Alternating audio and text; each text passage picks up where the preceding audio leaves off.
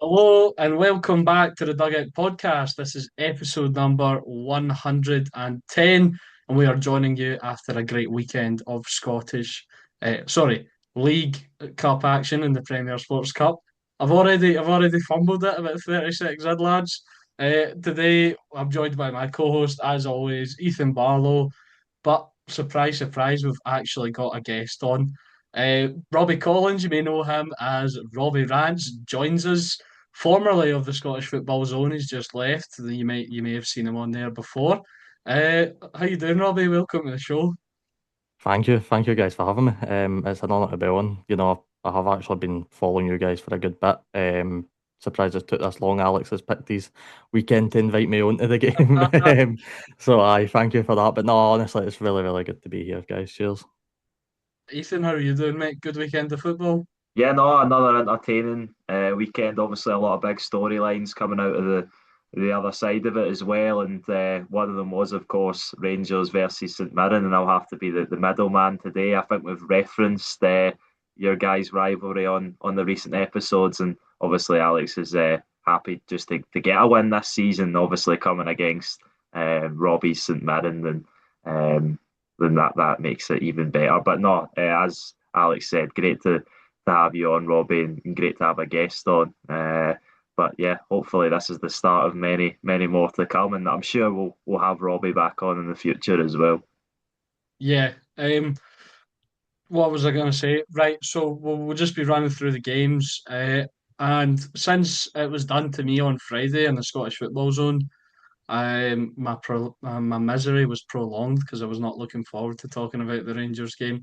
We're going to go in chronological order and start on Friday night at Rugby Park, where Okay. Kilmarnock came away with the 3-2 win, an unbelievable Ayrshire derby. And I think a lot of people fancied Ayr for this tie, Robbie, but they put up a good fight, but obviously Kelly got away with it in the end. You've just got to feel really bad for Gary Naismith in there because they put absolutely everything into that game. Gary Naismith's had a good ride since he joined there. Um, I I think what you take away from that game is Kelly have got to fight, but they've got a lot of bad defence that they need sorted, to be honest. I think they're really shaky at the back. They're so easy to cut open. Like you probably see with quite a lot of the teams this weekend, to be fair, there was goals almost in every game. I thought they had done well to get themselves ahead. It could be so easy for the away support to be there, getting right, behind you, and the Nev sort of step in. But United started off really well. I thought Sturton looks like he could be a great player in the future. Obviously, young came for Dundee United, I think.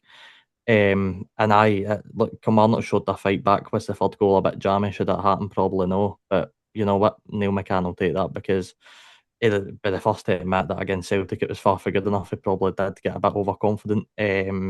Sort of narrowed it down a bit, had a few shaky moments. And I mean, look, Kilmarnock got through.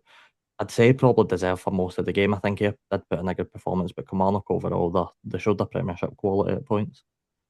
Yeah, Ethan, I think it was around 11,000 at Rugby Park, 3,000 away fans. The biggest attendance since they got promoted against Arbroath all those years ago. So it was a really great atmosphere for an Ayrshire derby that I've sort of been guilty of calling a little bit tin pot over the years.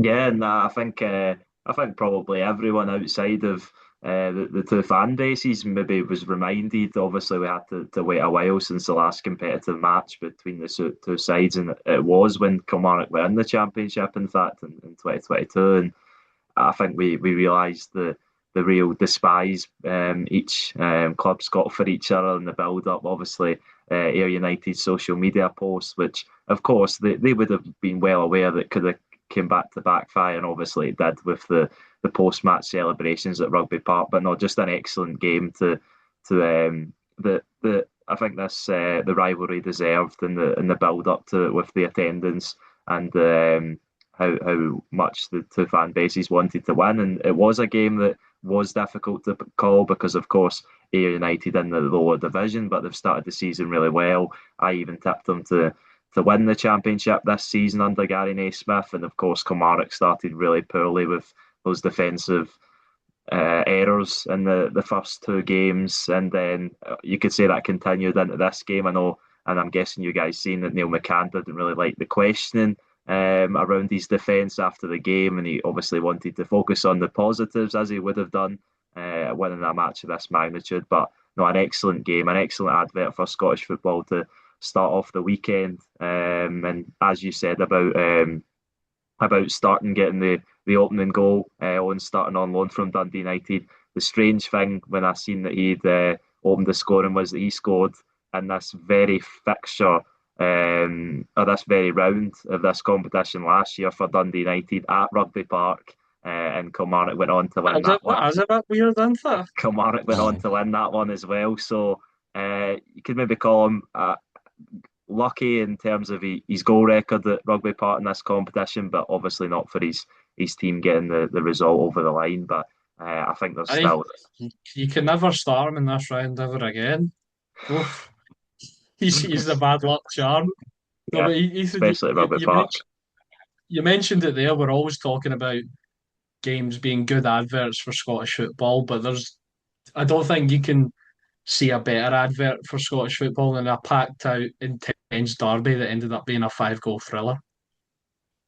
No, not at all. No, that's it. And I didn't get to catch all of the game, but I caught large bits of it, and it was an excellent watch. And I think obviously it's going to help the surface. I think we've touched on that already, and it's obviously been something that I think everybody in Scottish football's looked forward to, and probably large sections of the Kilmarnock support as well. And I think the way Neil McCann likes his side to play, I know it's not looked great in the opening two league games especially, but it's attacking free-flowing football, which obviously is going to play a lot better on a smooth grass pitch than the artificial turf of before, which was pretty terrible. And I think that helps the game. And there was some really nice goals as well. It definitely helps his preferred sort of style of football as well, doesn't it? Yeah, 100%. And I think you see that with some of the goals, especially the winning goal for Kilmarnock, you could say is an error from an Ayr United point of view, and a little bit unfortunate that the goalkeeper and the defender sort of come together. Credit Kosenko for taking advantage of it, but the Sean and Larson and the Hugo goals are excellent finishes and well worthy of helping any team to win a match. But so was Ross Taylor's goal, which at the time had a lot of the United fans probably thinking that they were going to get the bragging rights, but obviously they stay at Rugby Park, and I think they've been at Rugby Park obviously for a while now, certainly since Kilmarnock got promoted. Yeah, Robbie knows what it's like to have a rival who's so much worse than than your team. Obviously referring to Greenock Morton. But I was just going to say, Robbie, just on Joe Hugo, do you think obviously people know he's a good player, but do you think he's slightly flying under the radar a little bit this season? I think the thing that excited me about Kilmarnock this season was the strike force. You've got John Jules in there as well. Obviously, Greg Kilty's the captain of the club. I was excited to watch Kilmarnock's attack, and I still am. I think they've got a great attack. They obviously score goals, albeit they didn't really do much against Celtic for the majority, but they are a side that want to attack, and that's why look, I was dead high praising Neil McCann. I had them in fourth. I had them winning the League Cup. Both predictions could still be on come the end of the season. But I was really excited to watch the attack, and I still am. Hugo, you're right. Alex Inkey is a player that goes under the radar, but he's still a young boy, 22, I think. Joe Hugo still is, so he's still got a lot of time to develop, especially when he's doing well at a Premiership club already. Well, he scored the most goals in the calendar year, hasn't he, in the Scottish Premiership for an individual player in the league? I'm fairly certain he has. Although if Casper Who keeps scoring hat-tricks, I think he might catch him up. But unless there's anything else on this game, boys, that you want to bring up, we'll move on to the next. Yeah, no, I just wanted to say that it'll be interesting to see how both sides take this into the league form, obviously, because Kilmarnock have made a poor start, but get the massive win here, which could be a poor start, but could be the win that gets the gets them in the right gear that we obviously seen them in towards the end of last season, which I think obviously gave people like Robbie a lot of confidence in Neil McCann's Kilmarnock this season. And obviously for Gary Naismith, they're United, they made a great start in the Championship. But will they be able to get over this result? And unfortunate for Neil McCann that they can't get straight back to league action this weekend because they were due to play Hibs at Easter Road, but that one's been postponed because of European action, of course. But I've got to say credit to Neil We were McCann speaking about because this. We were speaking about this before. I'm a bit confused. Like, what's the logistics behind not moving the games to the Sundays? well, it's just to give the teams playing in Europe the best advantage of best rest of a full week in the Ah, playoff because it's round. the final. All right, okay. I So was I was a bit unsure about I that. I don't didn't think know that why they were postponed.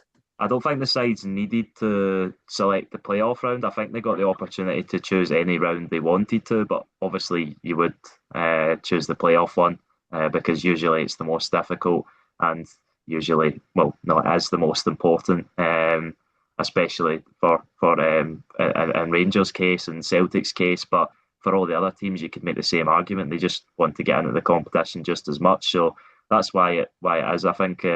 And unfortunate for Neil McCann, but credit to him because he's proven me wrong because I backed Ayr United to get the upper hand in this one, and obviously I was wrong. So credit to Kilmarnock, a massive result and one that could really kickstart this season. I believe Yeah. that's two seasons in Oh, a sorry, oh, Robbie. no, I was just going to say I think that's two seasons in a row now. Someone have been due to play Rangers. I think last year it was at Ismaida and they get postponed as well because Rangers were playing in Europe. So it tends to happen around this time quite a lot. I think even I think you're Memory spot on. I don't serves think though, we didn't win that moved fixture. We actually drew with you, so maybe I it's a think good so. omen for you. Oh well, we'll get into that later. But I think Ethan was right. I don't think teams had to move it if they didn't want to. I think there's a few games going on this weekend. Still in the division, so I like it because I think the Scottish clubs need that help, and I think it can be really positive. We get to Thursday night and all the Scottish teams end up going through. A week on Thursday especially, then it's really worked out in our favour. Because we've been crying out for that for years. Because I remember in previous seasons, when Rangers were playing the likes of PSV in qualifying, they'd get the game off to prepare, and we were saying, "Oh, our FA would never do anything like that," because they want their teams to fail for some reason. But they've actually done so. So fair enough. And it's hope I need to stop hitting my desk. I'm shaking so much. But hopefully it helps the teams in the next round. But we'll move on to the next game and uh, a bit of Jekyll and Hyde from Aberdeen and Kevin Nisbet, Robbie. Because last week they were dominated by the Dark Blues, Dundee. This time they've showed up and they've absolutely scudded them 3-0 to Aberdeen. Kevin Nisbet with a brace, Mitchie and Tello getting his first goal for the club as well. Aye, Robinson needed to go through in the cup. I think that was, the league's obviously a bread and butter, but for Aberdeen fans, it needed to win that game, especially. I think there was already a lot of pressure on them fans. Didn't they like him for the off-put, to be honest with you? And I think a result like that helps Aberdeen more. If Dundee had went out and won, it would have hurt Aberdeen more than it's hurt Dundee. Presley can bounce back for a 3-0 defeat at Pittodrie. It's no every defeat is bad, but it's not the end of the world. Dundee have started off decent in the league. They've gone a wee bit. So it was a result that was well needed for Stephen Robinson. I'd argue Kevin Nisbet as well, who, there's claims that he might get picked for the first Scotland squad coming for the Nations League games. So, that's done him a lot of There's a lot confidence. of players, I think, because of this new manager that people are looking at. Sorry to cut you off, but there's a lot of players that they're looking at and they're going, oh, this guy could get a chance. This guy could get a chance because we don't know what this new manager's. He's going to be trying guys out. I mean, I was listening to the STV Radio Football show earlier, and of course, Ewan Cameron was campaigning for Calvin Miller and Josh McPake to get a call up, who have been excellent, and obviously we'll talk about them later on. Um, Obviously, I think we're stacked in that position, but I'd be campaigning for a certain player after his debut the other day. So yeah, there's loads of possibilities for this new Scotland squad, Robbie, and why not Kevin Nisbet? Because he has been pretty good. Well, you look at the finishers Scotland have got available in the form that each of them are on. Kevin Nisbet's high up the list, Alex, not to be that guy after I've just been beat 5-1, but he's probably higher up in the list than Shankland right now with the way he's playing. Yeah, So, Shankland's been dreadful. I'll I get mean, he on should to have him. scored. But, he should have scored, but Kevin Nisbet is really built the form back up, and I think he needed to. I think we all knew Nisbet had quality in him.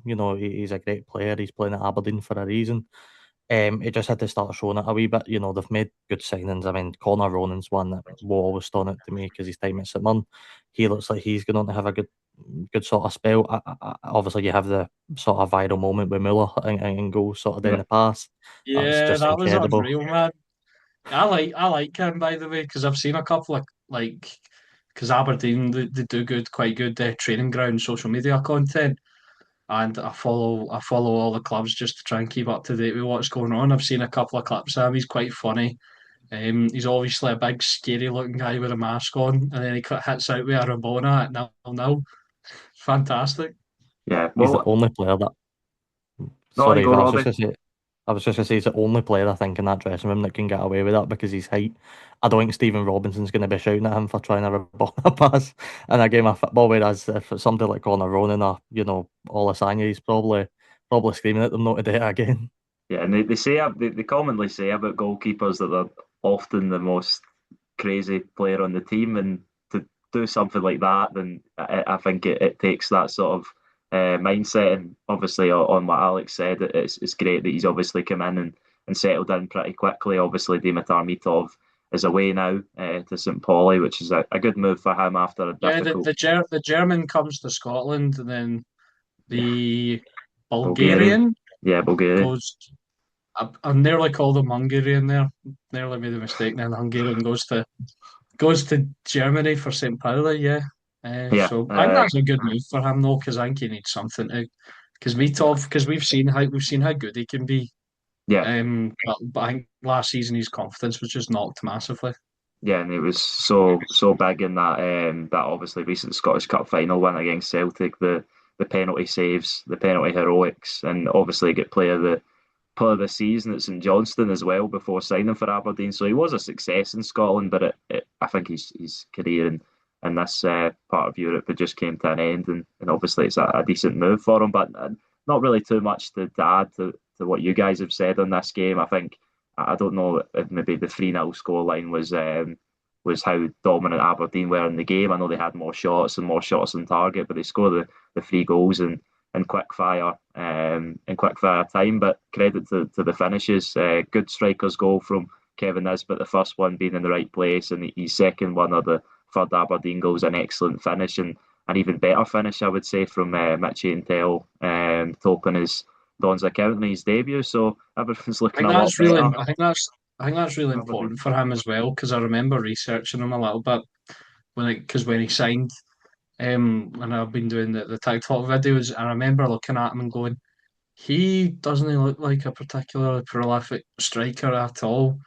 And I did some research into him, and it was fans from previous clubs talking about him, saying he wasn't up to much.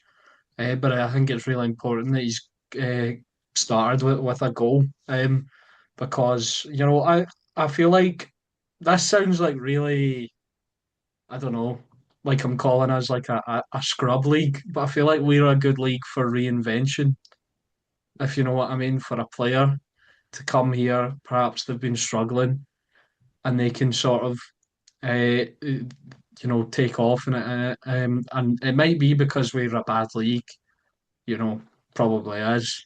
No, But I don't think, think it is. I think it's just players work well in different environments, and you always see that. And a perfect example, and we always speak about players that have left clubs here and went on to good things. We spoke about Mike Navrosky going to Racing Club Lens in France, who came second last year, will be in the Champions League this season. Started the French Super Cup final last night against Paris Saint-Germain, and despite them playing with a man disadvantage for over half the game, they kept a clean sheet and won the cup, and he started the game. So that's the kind of levels that these players Obviously, it's different when you're comparing a Celtic player to a player at Aberdeen, but it's just funny that Yeah, I sometimes different suppose it is environments can let players thrive. the environments, yeah. Because I don't know if you've seen Tello, he does look like he's like primed to play our type of game. So maybe this is the correct environment for him. But anywho, um, we'll move on to the Just to, next. Oh, what sorry, are you just going to before we say? move on, I was just going to say, I think on the sort of other side of that as well, I think physicality is such a big thing in football. There's some leagues, and I think Scottish football is one of the most physical leagues. I think that's what a lot of people know it for, and it toughens a lot of characters up. I'm looking at Paul and Seal coming for Rangers. Alex, obviously, is a prime example. He's already grown a bit. He's getting a bit more physical. He's getting a bit more incentive to go into challenges, and I think that will only help. But obviously, you've sort of touched on both strikers at Aberdeen. I mean, it's unfortunate that Simon Murray's went down injured and looks like it could potentially be the end of his career as well. Yeah, yeah, that is really we've had a few sort of horrid injuries across the board early in the season. Obviously the what Yusuf Chermiti and now Simon Murray, and it's been obviously Alistair Johnson's out injured again. There's been some. It's not been very good at all. But you never like to see it when players go down with injuries because it just sort of derails the season for a club or a support or and maybe you're looking forward to watching that player as well. And yeah, I think me and Ethan backed Simon Murray to bounce back this season. Unfortunately, looks like it may not be. It looks like it won't be the case. But we'll move on to Dunfermline Athletic versus Ross County, and I got this right. Here we go. Uh, I I think got it. I I got was it closer to being right though.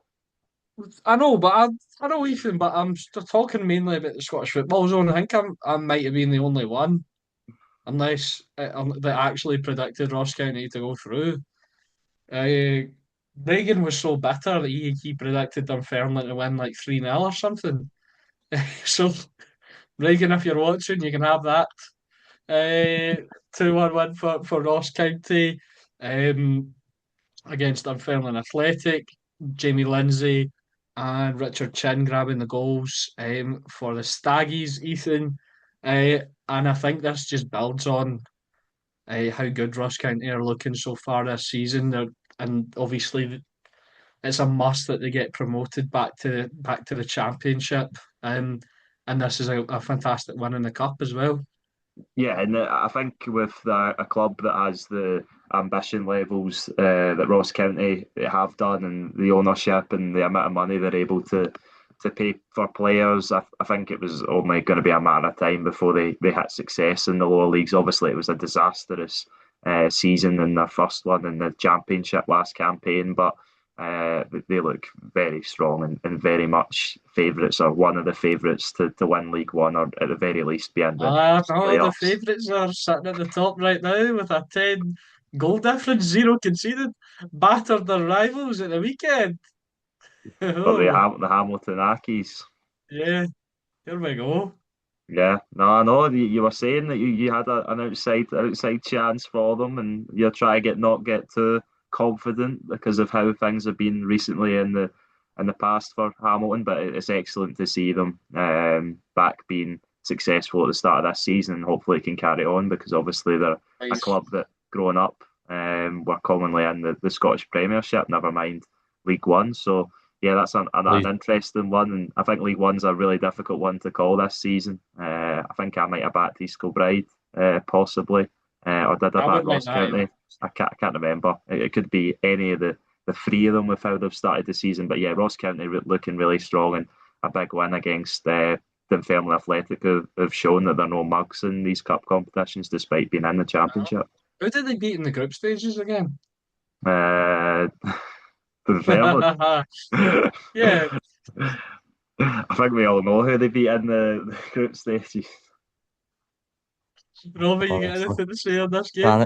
can't believe you've invited me on for this. All I, right, okay, no, I'll calm it down a bit. I'll save it for later on. no, it's all right. No, obviously I didn't see too much of the game, but it's a brilliant one for Ross County.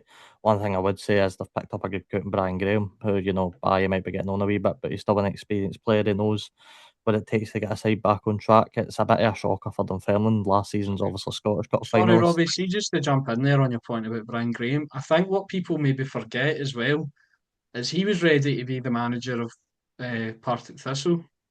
You know, he brings that experience, and I'd imagine just having him in the dressing room also is a massive plus because he's been in charge of a team before. Yeah. No, 100%. Aye. But aye, look, Kettlewell gets a lot of flack, and he's got a lot of flack the last couple of clubs he's managed for different reasons. Like, he's a steady manager. The one positive for Stuart Kettlewell and Ross County is they know each other. Like, you know, they're like bread and butter. They get on so well that Stuart Kettlewell knows the club like the back of his hand. It's never really going to go wrong. But I will say in the Hamilton point, I'm going to start a petition never to see them back in the Premiership again, because they're going to be the one team that comes up. No, I'm sorry, right, Alex, you might like them A or whatever. great family club. Yeah, Does a but lot of good community work. they're going to be the one team that comes up and plays football again. And I'm not for the Hamilton Ball in the Premiership. I've been fine with. And they have a If I'm plastic honest, park. And they have a plastic park, Robbie. Aye, that as well. right. Look, Alex, I'm I not, thought you'd be saying I'm happy with them against that going. one. They beat Hamilton. They beat Rangers 1-0 at Ibrox at one time. So I thought you'd be a bit more pleased. Yeah, that was. I remember I was at football training that night, and I came out and I checked my phone, and we were losing 1-0, and it was like the 70th minute, and we'd had like 30 shots, and I was like, "What is actually going on?" I remember being so baffled. But anyway, sorry about that random story about me being at football training. But the Hamilton are a good family club. You know, they play nice football this season. Anyway, um, If so you watched any minutes of Hamilton yeah, this season? Okay. yeah, All right. Okay. Sorry. I was just asking. I worked. No, but just on the point of Brian Graham, sorry. No, I completely agree with the points you guys made, and I think we were speaking about Kevin Nisbet making a great start to the season. I think 9 goals already for him. Brian Graham looking at it now, 7 goals with 3 assists as well, and on top of bringing that experience, he is certainly a capable player at scoring at this level. And I think maybe going to the Premiership with Falkirk was maybe just a step too far at that stage in his career. Yeah, perhaps, yeah, because he's taken to the League One level like a duck to water, hasn't he? You know, he's still capable of delivering. So yeah, maybe the Premiership was a bit of a high step for him, but he's playing really, really well. As for Dunfermline, um, obviously, you know, they've drawn their last couple of games. Now they've been defeated.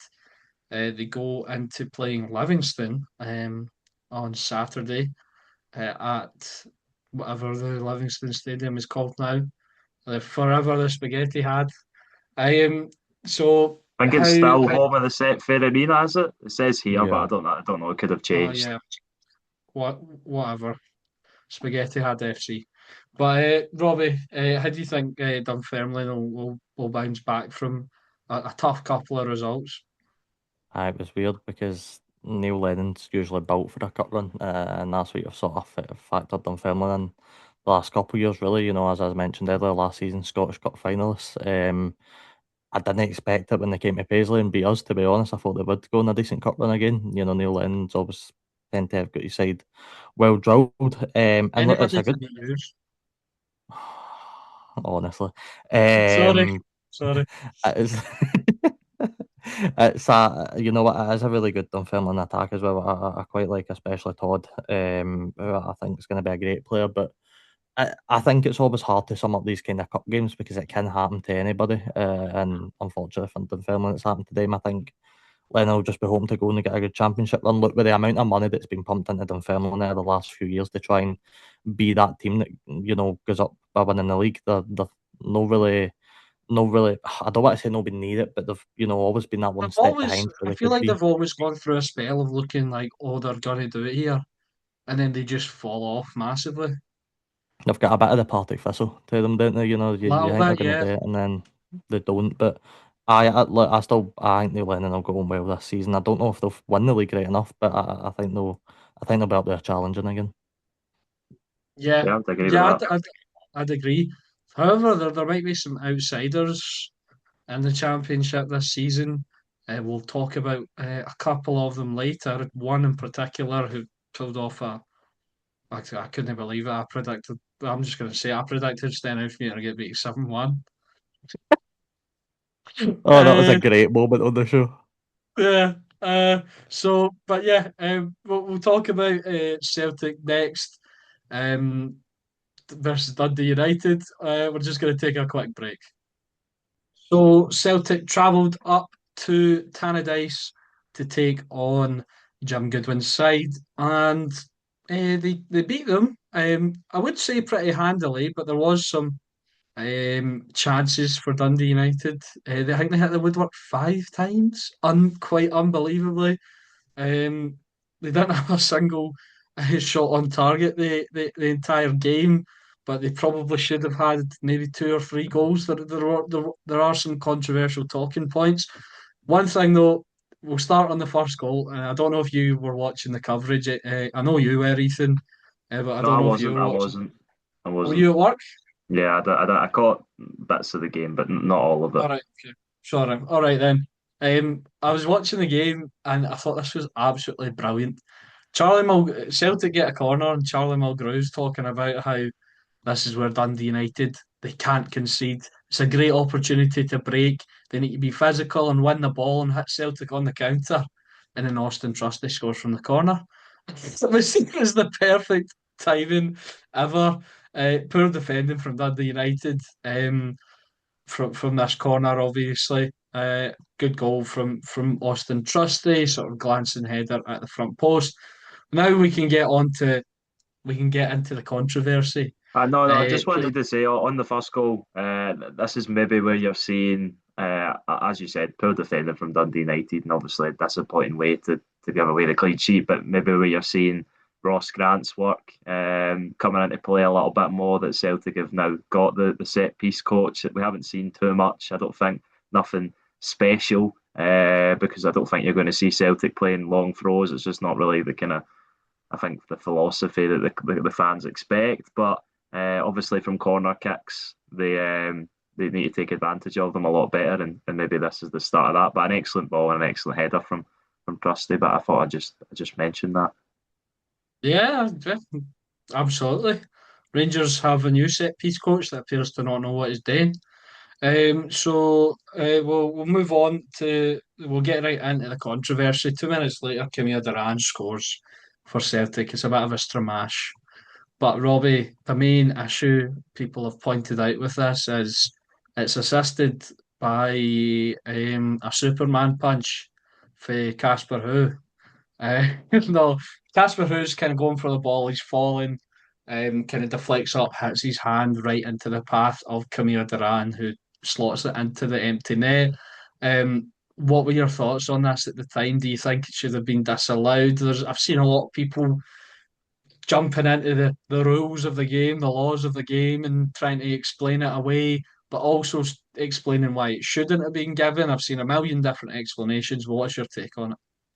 Aye, the hand of who strikes, but I think uh no, look, for me it shouldn't have been disallowed, and that's probably I've not seen a decision like this that has been so split. I spoke to so many people, and there's genuinely no one consensus of whether it should have stood or whether it should have been disallowed. I can Mhm. see reason as to why people think it should be disallowed, but at the end of the day, I'd also argue where is who meant to put his hand in that position when he's getting dragged in. Basically, I wouldn't so go as far as to say it's a foul on who, certainly not. But to me, you look at where the body's gone in that motion. Either arms out, there's no doubt about that. But I'd also argue where is he meant to put his hand? If you're falling, you're going to put your hand out to try and stop yourself. It's only natural in that instant. So I think I can see both sides of it, but for me, I don't think it should have been disallowed. Yeah, I agree with that, but I think the main issue, Ethan, that people are having is the hand does knock it into the path of Kimi Duran. So I really I get Robbie's point of view. I understand. I agree with that. Where else is he meant to put his hand? But I think the main thing people are picking up on is basically an assist with a handball. So what's your take on it? Well, as an assist, it's not basically as an assist with a handball, and that's why I think, in my opinion, and opinions are the problem when it comes to these decisions, because it shouldn't be an opinion; it should be a matter of fact, and that is obviously when it comes to a player that scores directly after using their hand. If Camille Duran was the ball was to hit his hand and then he was to score, it would have been disallowed because that's the rule, and we all know that. But this one's a little bit more subjective, and that's why I think that it could have went either way. In the way that I want football to be played, and maybe it goes against most of what I say, but I think this should be disallowed. I don't think you can have a player at the ball so clearly hitting their hand right before a goal and being allowed, and it'll really. It maybe, of course, a different circumstance and a different decision needed to be made at the time. But going back to the opening day of the season when Falkirk got a goal disallowed against St Mirren for, I believe that was for the same sort of incident, not the exact same use of the arm, of course, but the defender headed it on or tried to head it on and it hit his arm, and then Falkirk got a goal because of it. But that one was disallowed. So I know it's different, but it's just kind of the consistency you want. But I Well, think, yeah, on you go, Robbie. sorry, Sorry. I was just going to agree with you there, and that's what I'm looking for. I'm not going into a situation saying, oh, 100% should be one way and it shouldn't be the other way. It's a split decision and it's close and it's subjective and it's opinionated. What you want coming out of this, though, is consistency. If you're not going to get the one at Falkirk, you don't get the one at Tannadice because they're both similar situations. Yeah. I know the arm's in a slightly different area, but it's the same concept. The Falkirk hits after the Falkirk players they end up scoring for it. If you're going to give one of them, you need to give the other. It's one of them. So for me, the debate's not whether it should have stood or not. It's where's the consistency for the referees. Yeah, we're just Yeah, lucky that that's this occasion sorry. that it didn't. Sorry. Sorry, Alex. We're just lucky that on this occasion it didn't really affect the outcome of the match because Celtic won by a clear margin. And I Well, it agree with. could have. No, well, it could have, but you wouldn't imagine that it would Because have. if Celtic hadn't scored the two in the 2 minutes, would Dundee United have answered? You know what I mean? Okay, yeah, okay, but you sound like you're clutching at straws. But it didn't have a direct outcome on the match because ultimately Celtic would have scored 3 goals. And yes, I understand that you could have said Dundee United could have scored 3, 4, or 5 goals if they'd had their shooting boots on. But I'm talking about an incident that's going to really be the major talking point of a game. I don't think that's going to be the major talking point of this game. I don't think it should be the major talking point of the game.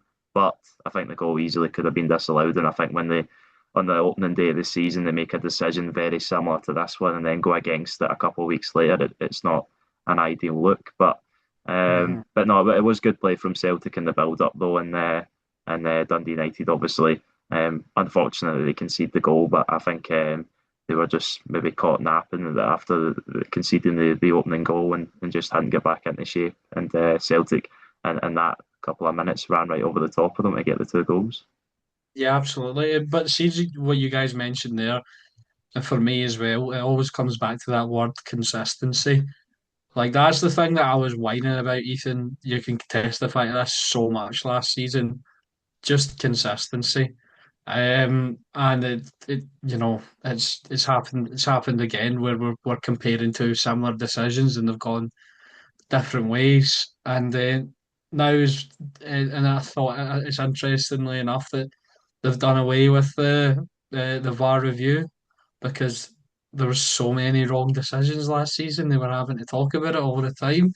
It was just highlighting how incompetent, the referees were. I've got another potential decision. Oh, here we. I need to get this camera fixed, man. My word.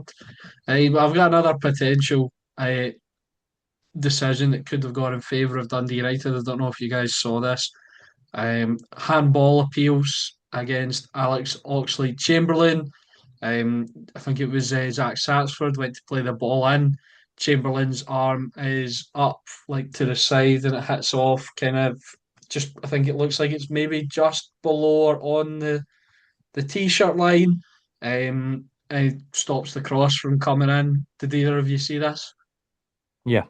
I remember seeing it once, but I'm trying to get another Okay. watch of it so I can. I'll come Um, with Robbie first then. I'll come with Robbie first. What did you think, Robbie? My biggest problem with the t-shirt line rule, and I don't get it, is players can have their t-shirt line wherever they want it on their arm. I think they spoke about that on commentary though. There's actually like a set distance that the referees go off if they don't just There look is at a the shirt. so take Casper Who for example, right? See that's Who in that position and it hits him in the exact same place. What's the rule because he's wearing a long sleeve shirt? Well, how did the referees involved then decide if that's a handball or no? You know, what I mean that's what I don't get with that situation. I think you need consistency. You need to know where on the aim is it actually going to be given as a penalty and where is it not going to be given as a penalty. For me, I'm consistent. If you're not going to disallow the goal for a handball, I personally don't think you should be getting the penalty either. That's just my opinion. But I love to know the official rule with the handball where we're consistent, and if it hits here, it's a handball, and if it hits above that, then it isn't. Just something conclusive because let's be honest, as much as there is an official, and Alex, I know you're wearing your Rangers tap right now, you can see where the t-shirt line actually is on that tap. But if a player's wearing a long sleeve shirt, that rule suddenly becomes null and void. And then how do you decide for that? yeah, Yeah, I think. absolutely. No, Sorry, sorry, I I was just just wanted going to to say, say. Oh, on I'm you go, just wanted to Alex. say. I thought it was a penalty. I thought Dundee United were cheated out of a Stonewall penalty. He stops the ball coming in with his arm, and But I is it think his I arm don't. though? Is it his arm or Is his is it his arm? shoulder? It's his arm. This is Well, I'm proving looking my Stops it at with it point, and it by the looks way. like his shoulder. stops it with his arm. Penalty. Stonewall penalty, and they've been Okay. cheated out of out All of. right, Out. okay. Well, he says that in all credibility, but no, I think Surprise, surprise. I think that it could have been given. Of course, it could have been given, but I'd agree with Robbie that do they need to get involved in it? Can you clearly say that it hits his hand, his arm, and not his shoulder? I don't think you can. And maybe that goes back to the first decision as well. Should they get involved based on the rules? I don't think they should, but I think the rules should suggest that that shouldn't be a goal. Just to clear up my thoughts on the Duran goal. But no, I don't think there was a clear and obvious penalty, so I can understand why they didn't give it. But it certainly could have been Uh-huh. given. But I just don't think it was Dundee United's day, unfortunately, in any capacity when it came to luck of decisions or luck or skill, if you want to, whatever way you want to brand it, of their finishing. Yeah, absolutely. So we'll move on. Sebastian Tedeschi with the third. Really, really nice finish from him. I was a bit disappointed with the defending from Dundee United. Obviously, Tedeschi's really good at that, but I feel like they've given him a bit too much space there. Um, See as well on Net case, and I think we spoke about. I think I tipped him as one of the potential players to sort of break out this season if he can add more goals and assists, more contributions to his game. Sky's the limit for him. Obviously, he's got some real competition now.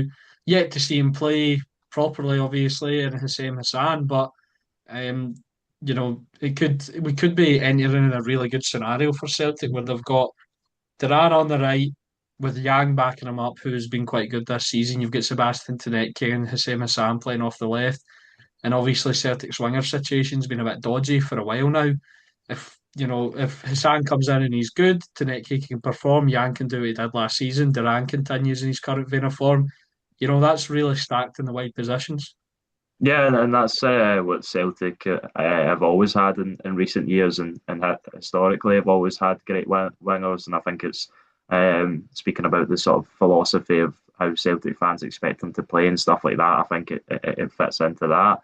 And I don't think Celtic need to add any more to the attacking areas. I would say I think they need a midfielder with legs that can cover a lot of kilometres in a match to replace Arne Engels, because I think that's probably his best quality amongst the potentially he showed for others. Obviously, he's away to West Ham United now for possibly a Scottish transfer record fee, and then obviously they need a left back. Is that only if the add-ons come in, or because I wasn't think so. Kieran I think Tierney so, but you can never 27 really million or something? know. I think it said up to 30 million, but I think the ones I've seen at the moment were The fee suggesting that I saw 23. was 22. Yeah, 22, 23 was what I've seen at the minute, but obviously there is add-ons involved as we know, so you just don't know. But um, yeah, possibly record fee. But and then at left back, they're obviously looking at cover for Kieran Tierney because they played Liam Scales in this match, which was okay in this game, but maybe reaching a higher level, especially if you're in the Champions League or Europa League, then I don't know if that's gonna cut it. And Kieran Tierney's made an excellent start to the season. I think. I've always really liked Liam Scales at left back. I always think he's brilliant. No, I don't think he's really cut out to be a modern day left back. And like I said, I think you're expecting someone who can get forward and really contribute. And I think he just looks uncomfortable at times. You know, defensively, of course, he's going to be okay because he's a central defender by trade. I think he previously played at left back and he's before moving to Celtic and a bit of Well, left centre he back. was a left back at Shamrock, wasn't he? And then when he went on loan to Aberdeen, he played centre back and left back quite a lot. So he obviously is versatile. I don't know, Ethan. I feel like you're maybe being a little bit harsh on him.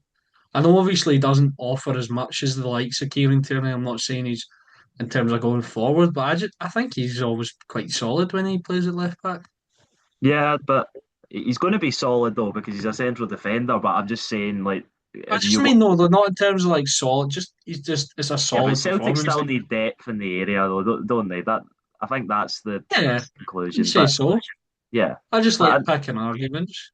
no, but I'm a lot bigger on Liam Scales than I think a lot of people that watch Scottish football are. I think he's a underappreciated player, I would say, at Celtic. But Yeah, uh, because he was a bomb scare for a little bit. People just see him as that. They've not seen him as the player that he's grown into, and yeah, he is really really solid. yeah, and in terms of progressive passing and progressing the ball for a central defender, which is so important, he is uh, better than a lot of central defenders that I've seen at Celtic or across the league. So, and then of course a goalkeeper, which I think I can't remember. I seen something earlier that we're close to maybe getting another goalkeeper in to obviously go Yeah, it was alongside Yami Sinisalo. I think it was Balaz Hungarian. Proof, Yeah, that's the one. Blackburn. Yeah. Aye, Um, But no, Celtic are looking strong. I think they just need a few more additions in, and obviously some of the players that were there last season have sort of went up levels. I would say Benjamin Negrin's looking even better, and that was the point I mentioned after the Kilmarnock game. I think his overall play just looks a lot better now, and cracking finish as well. yeah, no, an excellent goal. Two assists and a goal for him, and two man of the match performances out of the three games so far. So he's looking really good, and for the price Celtic got him for, one of the bargains of in Celtic's history. I think it'll probably go on to be when they eventually move him on, if they do, of course. But Yeah, you'd imagine they do because that's the how Celtic operate. seems to have got a really good rapport with big Casper the Friendly Ghost as well. So, so I just like making that joke. I made it with Schmeichel last season, and I get to continue. But yeah, it seems like he's got a really good rapport with him on and off the pitch. They seem like they're already like they've done a couple of interviews together. They seem like they're already pretty good pals. And see on Casper who as well, Robbie. Obviously, he misses a few chances again this week. He did it against Dundee, I think, but he scores a hat trick against Kilmarnock in between. I think this is going to be a common theme with him. There'll be a week where he does score two, three goals, and then there'll be a week where he'll miss glaring opportunities. Because I did see Bodo fans saying he does do that quite a lot. Do you think this will be a common theme with him throughout the season? No, I think he's going to bag 30 plus goals this season, to be honest with you, Oh, Alex. I think Celtic, look, the way I see it is there's been certain Celtic strikers in the past that don't even create chances and don't hit shots and maybe are a bit less aggressive. The fact that you're seeing Casper, who in every single game look aggressive and hitting shots and creating chances, to me that would excite me as a Celtic fan. Look, I don't look into price tags too much on any player that signs because why should they? You know, he didn't exactly put that price tag on himself. I look at the player and Casper who's creating chances week after week. So I think he's going to have a few games where he probably doesn't score a day, but no strikers on that level that be playing with Man City, you know. Yeah, but even Erling Haaland misses Exactly. chances that will make you pull your hair out, and so I think Yeah, that's no, the I thing. was Oh, just saying, yeah, just no, it making was the definitely a good question, a good point to make because sometimes I think there is strikers probably out there that they will have weeks where if they don't score their first few chances, then the head goes down. I don't think he seems like that character though. You see him come in at the press I conference wasn't after saying the that I first think game. I wasn't saying that I think he wouldn't score. I was saying there could be weeks where he misses gilt edge opportunity, like not Well, there weeks will on be. weeks, Yeah, but there could be like a game, like every couple of games, he's missing like glaring opportunities, and then he just shows up and bags another hat trick or something. You know yeah, what I well, mean? no, I Um, completely agree with what and understand what you're saying, and I think the do you know Celtic fans would be. who he reminds me of a lot? Um, and I think he will be better than him, obviously. Um, but that remains to be seen. But he reminds me of big Cyril Dessers, just with some of the odd chances he misses, but then he'll score other goals. Although Dessers was a big fan of scoring the most ridiculous, stupid, like difficult chances, and then he'd miss for like 6 yards out. Whereas Casper Who showed he can be a bit of a poacher against Kilmarnock. Yeah, no, exactly that, and I think he will score goals because that's it in modern day football. That's what the clubs that especially the ones that delve into data and expected goals and that stuff, they look for the players who are generating the most expected goals because the stat doesn't usually lie. The player will over the course of a season usually be close to the expected goals. So if they're getting the chances, then that's a lot more promising than the player who's scoring maybe more goals, but from less chances or less expected goals. So yeah, I think he'll score a number of goals and going on his current run. If it was to be game in, game out, so to say, then that would leave him for a big night on Wednesday, which I think the Celtic fans will be happy with because that's not going to be an easy game against a side to the top of the Austrian League. I think top of the Austrian League, although I know certainly they've won all three of the first league games. Although They did win. They did win it last season as well, so they are the champions. yeah, they're not going to be a walkover by any means. They'll be a better level opposition than Kairat Almaty, although Celtic are obviously expecting a better place. It'll be interesting though to see who partners Cal McGregor and Benjamin Egrin in midfield because Alex Oxlade-Chamberlain obviously suspended for that one for that strange suspension he's had from Besiktas when he gets sent off or accumulated too many yellow cards. But I think it'll probably be Mika Bauer who comes in, who looked pretty tidy from what I've seen and heard when he came on. But like I said, I think there's still a little bit of concern on whether you're replacing the legs that Arne Engels had in that midfield. But it's not always about legs as we've seen with top teams in the past. But it obviously helps to have someone who can cover the distance that he did and disrupt the opposition's play when needed. Yeah, definitely. Anything else on this game, lads, before I move on to Tiny? No, just Just maybe on you go, Robbie. no, I was going to make a joke and just say good luck to Dundee United in the Championship next season with Jim Goodwin. It'll be a good Oh, no, laugh for them. I was going to make a point of it, Jim Yours are Goodwin. still going there, mate. Yours are I still was going to going there. make a point about Jim Goodwin and United. They looked very good on the opening day of the season against Rangers, but since we've seen how much that really you can take into consideration is to be debated, and obviously since then they've been handed heavy defeats from the top two sides from last season. So yeah, I think Dundee United need to bounce back, and nothing better than Jim Goodwin. No better opportunity, should I say, than the derby on Saturday, which is obviously the highlight game of the weekend with very few actually Yeah, on. yeah, he needs a good win. But anyway, Robbie. I do this every week, Robbie. This is what I do. I make good, fantastic puns. Um, so yeah. So who were we talking about before? See, there's another one. But yeah. So we'll move on to Hearts versus Inverness, and it's very interesting. We've had 6 goals in a game this weekend, 4 goals, 5 goals. loads of goals. Containing 8 goals at Tynecastle, Hearts 6, Inverness 2. What is it? Um, 4 in the last 11 minutes for the Jambos, Robbie. Bit of a mad game. You nearly called it as well in the Scottish Football Zone. You backed Inverness too.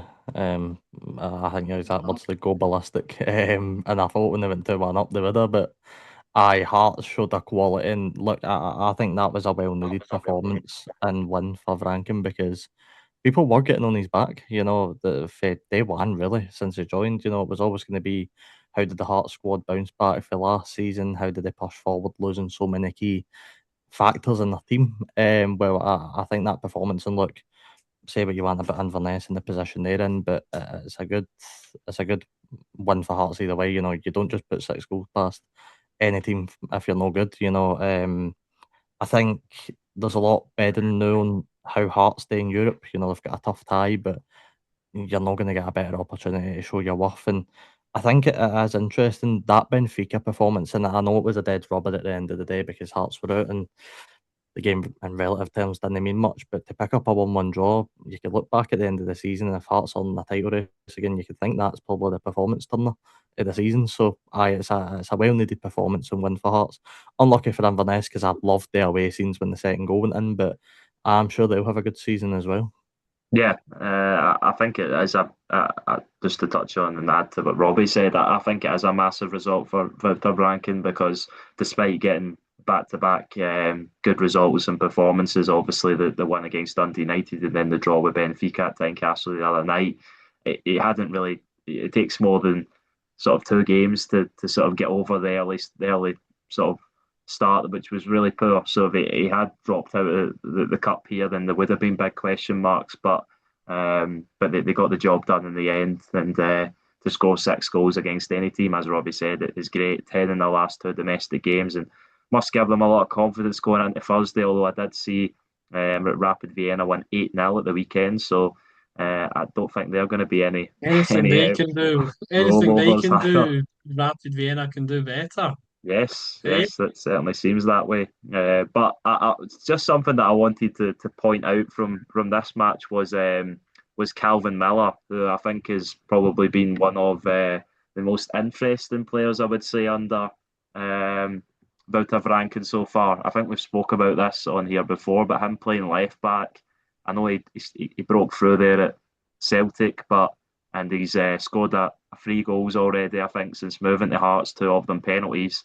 But I don't think he can play there moving forward. The second goal, credit to Inverness for the 2 goals, Ryan Duncan, and then the second one from Alfie Babbage. But it's a terrible bit of defending. He just lets Ryan Duncan, no, it wasn't Ryan Duncan, he played the pass, but he just let Babbage run off the back of him, didn't track him at all. And you seen Stuart Finlay turning round to him and saying, "What are you doing here?" But he's obviously not got that maybe as much defensive instinct as he once had, and we've known him so well at Falkirk for being the real attacking threat in that side. And I know that Wouter Rankin plays a very attacking style of football, but I think especially on nights like Thursday when they come, I don't know if he's going to cut it, and I think that's something that he'll need to look at. But I'm welcoming the attacking style that the Belgian managers wanting to play because we're getting entertaining scorelines like this. But it was just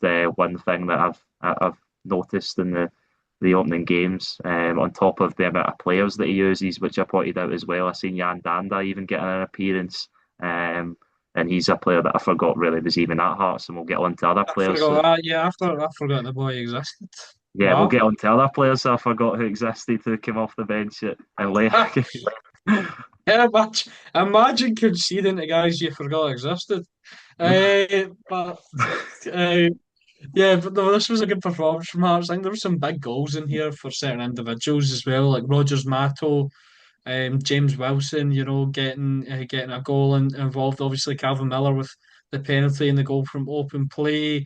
Josh McPake with the assists as well. He started really well. So I just think it was a good sort of all round day for Hearts in terms of the performance and Obviously, just in terms of individuals gaining some confidence.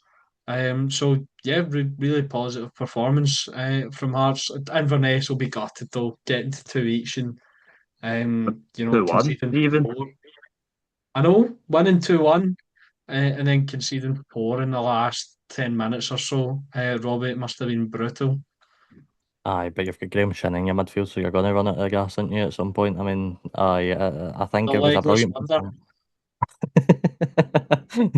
It was a brilliant, no, look, it was a brilliant performance for Inverness, and I think they'll go on to have a decent season as well. You know, they've went to Tynecastle, a place that is tough to go to. You know, teams notoriously they struggle there. They took some following with them, as I said. The scenes when the second goal went in was absolutely phenomenal. I mean, the fans were nearly on the pitch. I thought they were going to be honest with you, but aye, Hearts at the end of the day showed their quality. I think one player that interested me that didn't even get a sniff was Kabori, and I think there's been a lot of talk about him and his quality. Graham hates him. I don't think he's a Hearts striker, to be honest with you. I just think he's too inconsistent to be a Hearts striker, and I don't think he's got that quality to step up in there. So if he's not really getting on against Inverness when you'd probably expect him to maybe even start just because of the nature of the game and the fact they've got Europe, then I don't really see where his place in the squad is. I'd agree, yeah. I mean, just I think Kabori brings a lot of attributes that are important, but he can't finish. I think the Hearts are still looking to bring in a striker as well, though they've been linked with Camera. They've been linked with JJ Williams.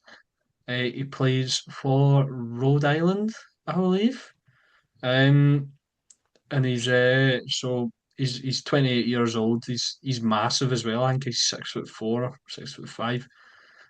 From America. Because Graham said it. And other Hearts fans have said it as well. They need a striker who will score goals. I mean, they've got qualities in certain players like Bassey and Claudio Braga. Obviously, Kabori can offer something, but they don't have that goal scorer yet. Yeah, no, I'd agree with that. I think that's a position they need to fill despite the amount of players they have in that squad, and maybe maybe Calvin Miller will end up at playing at striker at times, moving from left back to there, because we know he's a versatile player. But no, a big win for Hearts, and it'll I give might them. Peake through the middle as well. I think he played up Yeah, top. because He played up top for St Johnstone a few times last season. yeah, he's really broke into the fold after we had doubts over where that move was going to work out after the first few games this season. But yeah, you know, it's going to be really difficult for Hearts on these next two Thursday evenings. But hopefully, this win and the amount of goals they've scored over the last two domestic games and the performance levels across the last three can give them confidence. Because I It's think they amazing. can get It's a result amazing in as there. well what a big win can do for a fan base. Yeah, that is. It's what scoring a lot of goals can actually do for your confidence and make you because genuinely, boys, I don't know if you can attest to this. Obviously, I've been sort of Rangers. It's been a tough few years, and you've seen me talk about the good and the bad times. I don't think you'd ever seen me so deflated before speaking about speaking about Rangers. I Last week don't know. on I the don't Scottish know. I think Football I've seen Zone, you. No, What'd you you go, say, Robbie? Robbie. last week on the Scottish Football Zones, I think it's the worst I've ever seen you. I don't think you wanted to even talk about Rangers at all for like a single second of the show. No, I don't really don't. No, I disagree. I think I've seen you about the same. It's just kind of get used to it, don't you? All right, we'll move on then to which was interesting actually. Both Edinburgh sides at home at the same time. We'll move on to Easter Road, where Hibs came away with a 1-0 win. See, I know what I'm talking about. One of my breakout stars for the campaign, Owen Elding, with the But only goal of the game. no, sorry, but who did you tip to win this match? Park Thistle. Uh, but yeah, but they did win. However, there was Partick Thistle were very, very good, and there was perhaps a controversial decision during the game. Partick Thistle were awarded a penalty on field. It was overturned by VAR.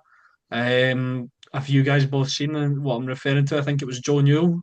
No, I've not I've seen it. not seen it, no. All right, okay. Well, Good I'll walk you preparation through. for us, Ethan. Well, I'll walk you. Good preparation for the both of us there. yeah, no, I know, but there was a lot of games to cover this weekend. No, I I seen know. the Owen I Eldon know, but goal, but my preparation was I listened to the STV Radio Football Show today, and then I looked up what they were talking about and brought it on well, here. that's what you do, isn't it? Good And to be fair. So, yeah, yeah, so Joe Newell was it was originally given on the field for a handball against Joe Newell. It looked like he'd moved his hand towards the ball to block it going, but it looks initially like it is a penalty. If you look at it closer, he sort of just moves his knee and in turn his body's moved. He's not made himself bigger, and it was actually overturned by VAR, which I thought was interesting. I thought was even more interesting was the fact Mark Wilson after the game said he's not seen it back, but he trusts VAR made the right decision. I don't think I've ever heard a football manager say that ever. well, Mark's trying to get in the good books. refreshing to hear that the manager's not using excuses of decisions, because it's Yeah, because something you we could rarely see. easily could have done that. Yeah, because his Fair team play. were Obviously we'll get onto this game later as well, but I feel like Craig McLeish could have done that as well with some of the decisions that went against St Mirren, and he didn't mention that in his post match either. So yeah. And No, that's but where I'm you get just booed seeing. for it against Dunfermline. That's Sorry, why he just didn't what? seeing say the anything. just seeing Oh the yeah, penalty incident now. It's a strange one that it's been overturned. I'll say that. It would have been harsh on Joe Neal to give it. I'll say that, but his arm is out. The ball is travelling towards the goal, so it is a strange one to overturn when they've gave it on field. And I think Patrick Vissel right to feel really hard done by, especially with how close the game was in terms of the chances for each team's looking from the outside without not catching too much of the game out with Owen Eldon's goal. okay. So Robbie, I don't know if you obviously you and I had another game on our minds on Sunday, but I don't know if you saw much of this game or any of the highlights at all. I watched the first 30 minutes. Like Ethan, the main sort of thing I seen at the game was the Owen Eldon goal, which I think happened, 10 minutes in or something like that. So I seen parts of the game, and I thought Partick Thistle actually started off quite bright. I was impressed. Obviously in the Scottish Football Zone, Reagan had spoken to Mark Wilson, Tony Watt. They seemed pretty confident. I love it. I love how Reagan's just basically become a Thistle fan. It's I hilarious. know. Oh no, but he's a Queen's Park fan as well as any other Championship club, really. I will Uh, see to be fair, I've got Rangers, Hamilton, and East Kilbride, so can't I say much. Hope you I enjoyed only the East started Kilbride liking training East place for Kilbride. I that, only started liking East Kilbride as well when they got good. and then they came to Maybe Paisley you and chucked a used few that goal lead. formula for all your clubs. Hey, one of my first Rangers games was Rangers versus Cowdenbeath, mate. So hold your horses. We beat them Sorry. That's 4-1. breathtaking. Back day that No, was. you've That's, just proved my point there, Alex. But anyway, I think Partick Thistle are going to storm away with the league this season in the Championship. I think they've got a really good team. I think this has got to be Mark Wilson's year. I think he's a brilliant manager. I think he's built a really, really good coaching team, and it's a good squad as well. For me, and I'm not just saying this because of who he is, but I genuinely do believe if they had a bit of an upgrade on Tony Watt, they'd be in a much better position. And that's no disrespect to Tony Watt, but I just feel if you had that guy it's maybe a bit quicker than Tony these days and can be a bit more clinical, then you probably are looking at a. that's what I lacking, like a good striker though as well. Because I remember last season, I think I watched a game and I was crying at how bad Alex Samuels was at points as well. It was just tragic, sort of quality in the final third. Aye, I mean, look, they've got really good midfielders, they've got good wingers. If they just had a better striker, they'd be in a better position. But look, I think the bottom six clubs in the Premiership cry out for a good striker. It's one of them where it's difficult to get a really good one out of nowhere. So, I think You Thistle are doing well. see to be fair, Robbie. I think St Mirren could have a good one if he starts finding the net because it could get a bit long. for his Osasuna if he doesn't start scoring the opportunities. But he does, you know, I think he's all round plays quite good. He finds good positions. He just needs to get a bit more composure, but that'll come with time, I'm sure. But I'm back if that's what have a good season. I think Hibs will have a good season as well. I don't think last season Hibs necessarily had a bad season. It's just you're outdone by your Well, rivals because challenging for the I title. remember me and Ethan spoke about this. Sorry to cut you off, but they finished really close to Motherwell, and obviously everyone was raving about because they played attractive football. They were raving about how good Motherwell were. Hibs weren't that far off them. No, and to me, it's the hearts factor in it. It's how well your rivals are doing. It's them challenging for a league title. It's that of course it's going to put a bit of a downbeat on your season. But I said this on a couple of shows in the Scottish Football Zone. I think David Gray's a good manager, and I don't personally get some of the flack he gets off of fans. I think he's well deserved his time in charge, and he's just one of them where I think they're both good managers, and I think they're both going to have good seasons. I think Thistle will win the championship this season, and I think Hibs will probably be in there in that fifth place mark again, fourth place. Yeah, Yeah, that Thistle's. Sorry, Ethan. I just wanted to say Thistle's one of the ones. I think I said it on the Scottish Football Zone. Is if they don't do it this season, when is it going to be? You know, they've come so close so many times, and this looks like it could be the perfect storm for them. Obviously, they beat what many would perceive as their rivals, Livingston, a couple of weeks ago as well, and in an early big game in the season, and I feel like the stars have aligned for Partick Thistle this season, but if it somehow doesn't work out for them again, I don't see them ever getting back to the Scottish Premiership. Now or never for Mark Wilson and his team. Right, well, I think the last time they played against Hibs was when they were both in the Premiership in 2018. The Jags haven't won against the High Beast since 2014. But you were speaking about David Gray, and it was going on to one of my points actually, and I think I've spoke about this before. But do you think the sort of style I played, and I think I'd agree. I think David Gray is a good manager, but do you think the style of play that and what you see from Hibs on a week in, week out, game out, game out, game in, game out basis is what the Hibs fans want or what they expect? 40% possession at home to Partick Thistle. Can you Well, they see play a maybe? real. I think you summed it up really well, Ethan. When they beat Rangers, they play a real smash and grab style, which can be a bit nerve wracking. But see, to be fair, I like. I don't. I couldn't achieve from my perspective. I couldn't care how you play as long as you're winning football matches. Yeah. No, I think I'd agree with that sentiment to the most part, but I think there is clubs in Scottish football that want to play a more prestigious, more modern, more stylish brand of That's really football. snobby though. I know. Like I obviously think we, you we could like say to that. see we like to see nice football, right? It's great, but not everyone's got the players to do that. Not everyone's got the money to do that, you know. And it's or not everyone's got the managers, the personnel to actually implement that. So as long as you're as long as you're winning football matches, I don't think it's a bad thing to play. No, yeah, I would agree with that, and especially with David Gray at Hibs is with his recent record and their league finishes, especially you don't know if maybe you're trying to get a more a so-called manager that plays a better brand of football, a more attractive style of football, then but that's not going to fall on its face, and they're not going to be consistently making top six and making European pushes. So I can understand why he's still in charge. I can understand why he's a little bit of skepticism though surrounding David Gray, but ultimately if he keeps getting results in the cups in Europe and in the league, then there's no reason why he'll be moved on. Yeah, I think you made the point right at the start of this game when you spoke about it, Owen Eldon, Alex, and I think you probably got that one right so far. Certainly, 3 goals, none in the Premiership so far, but I think he'll be on for a really good season, and I think there's certainly potential for big seasons for both of these clubs, and obviously a massive game coming up on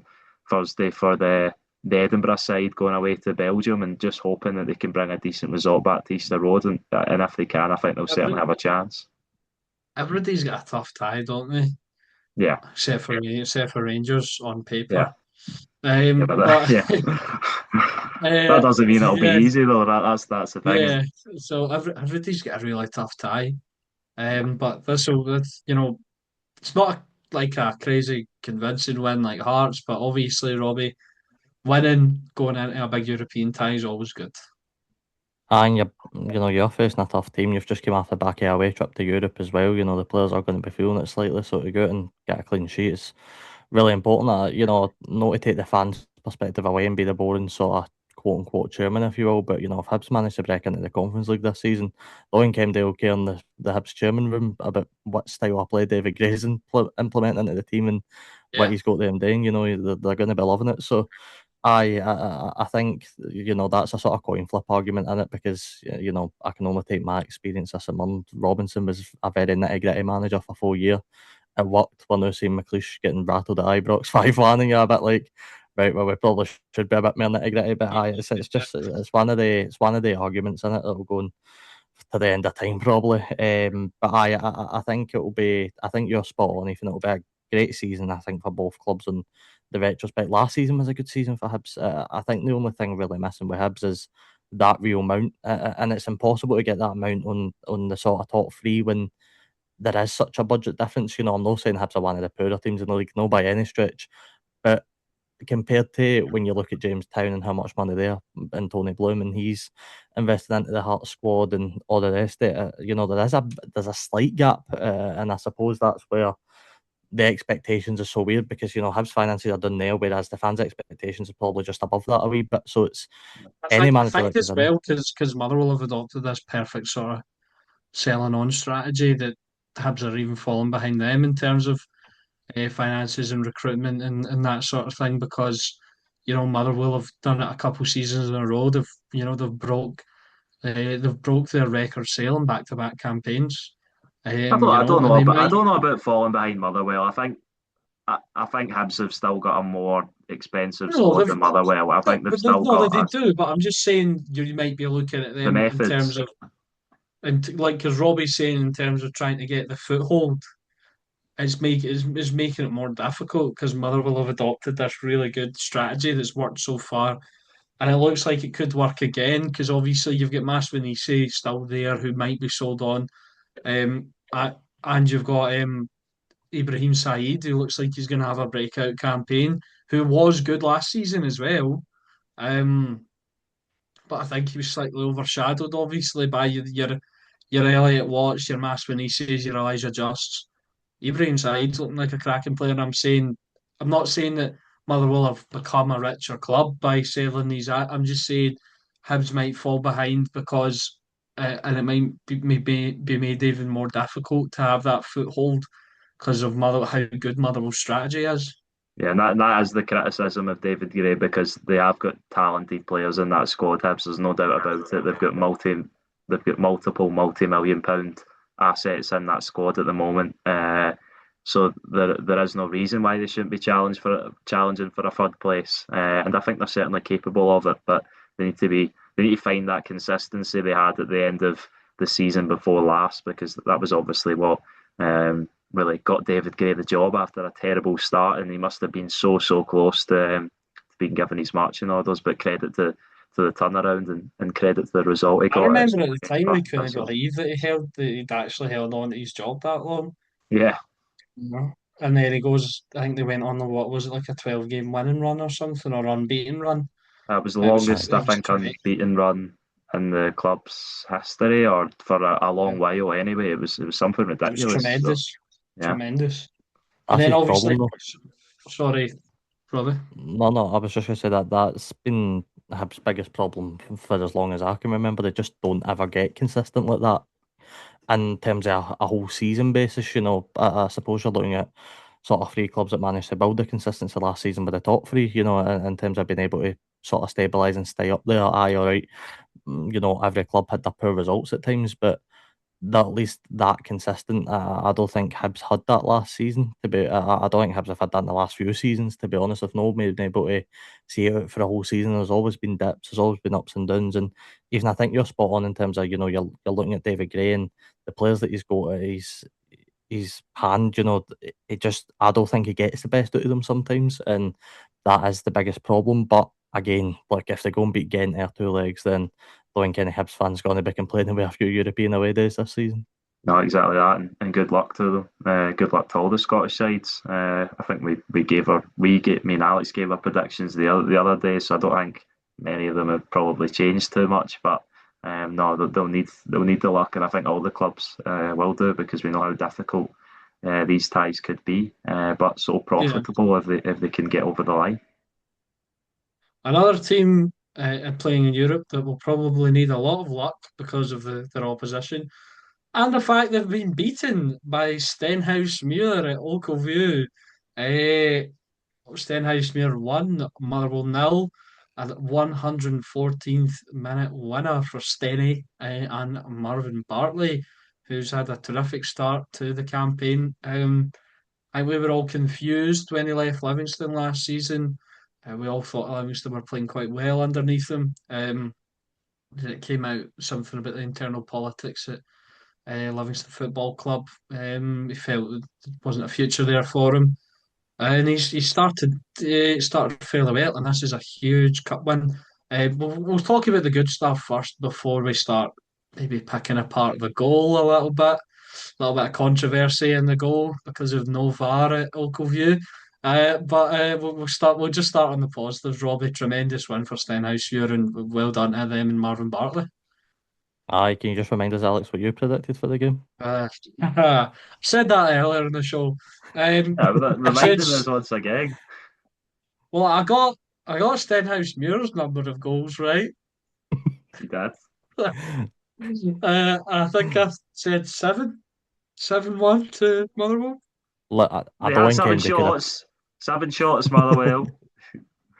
One on target though.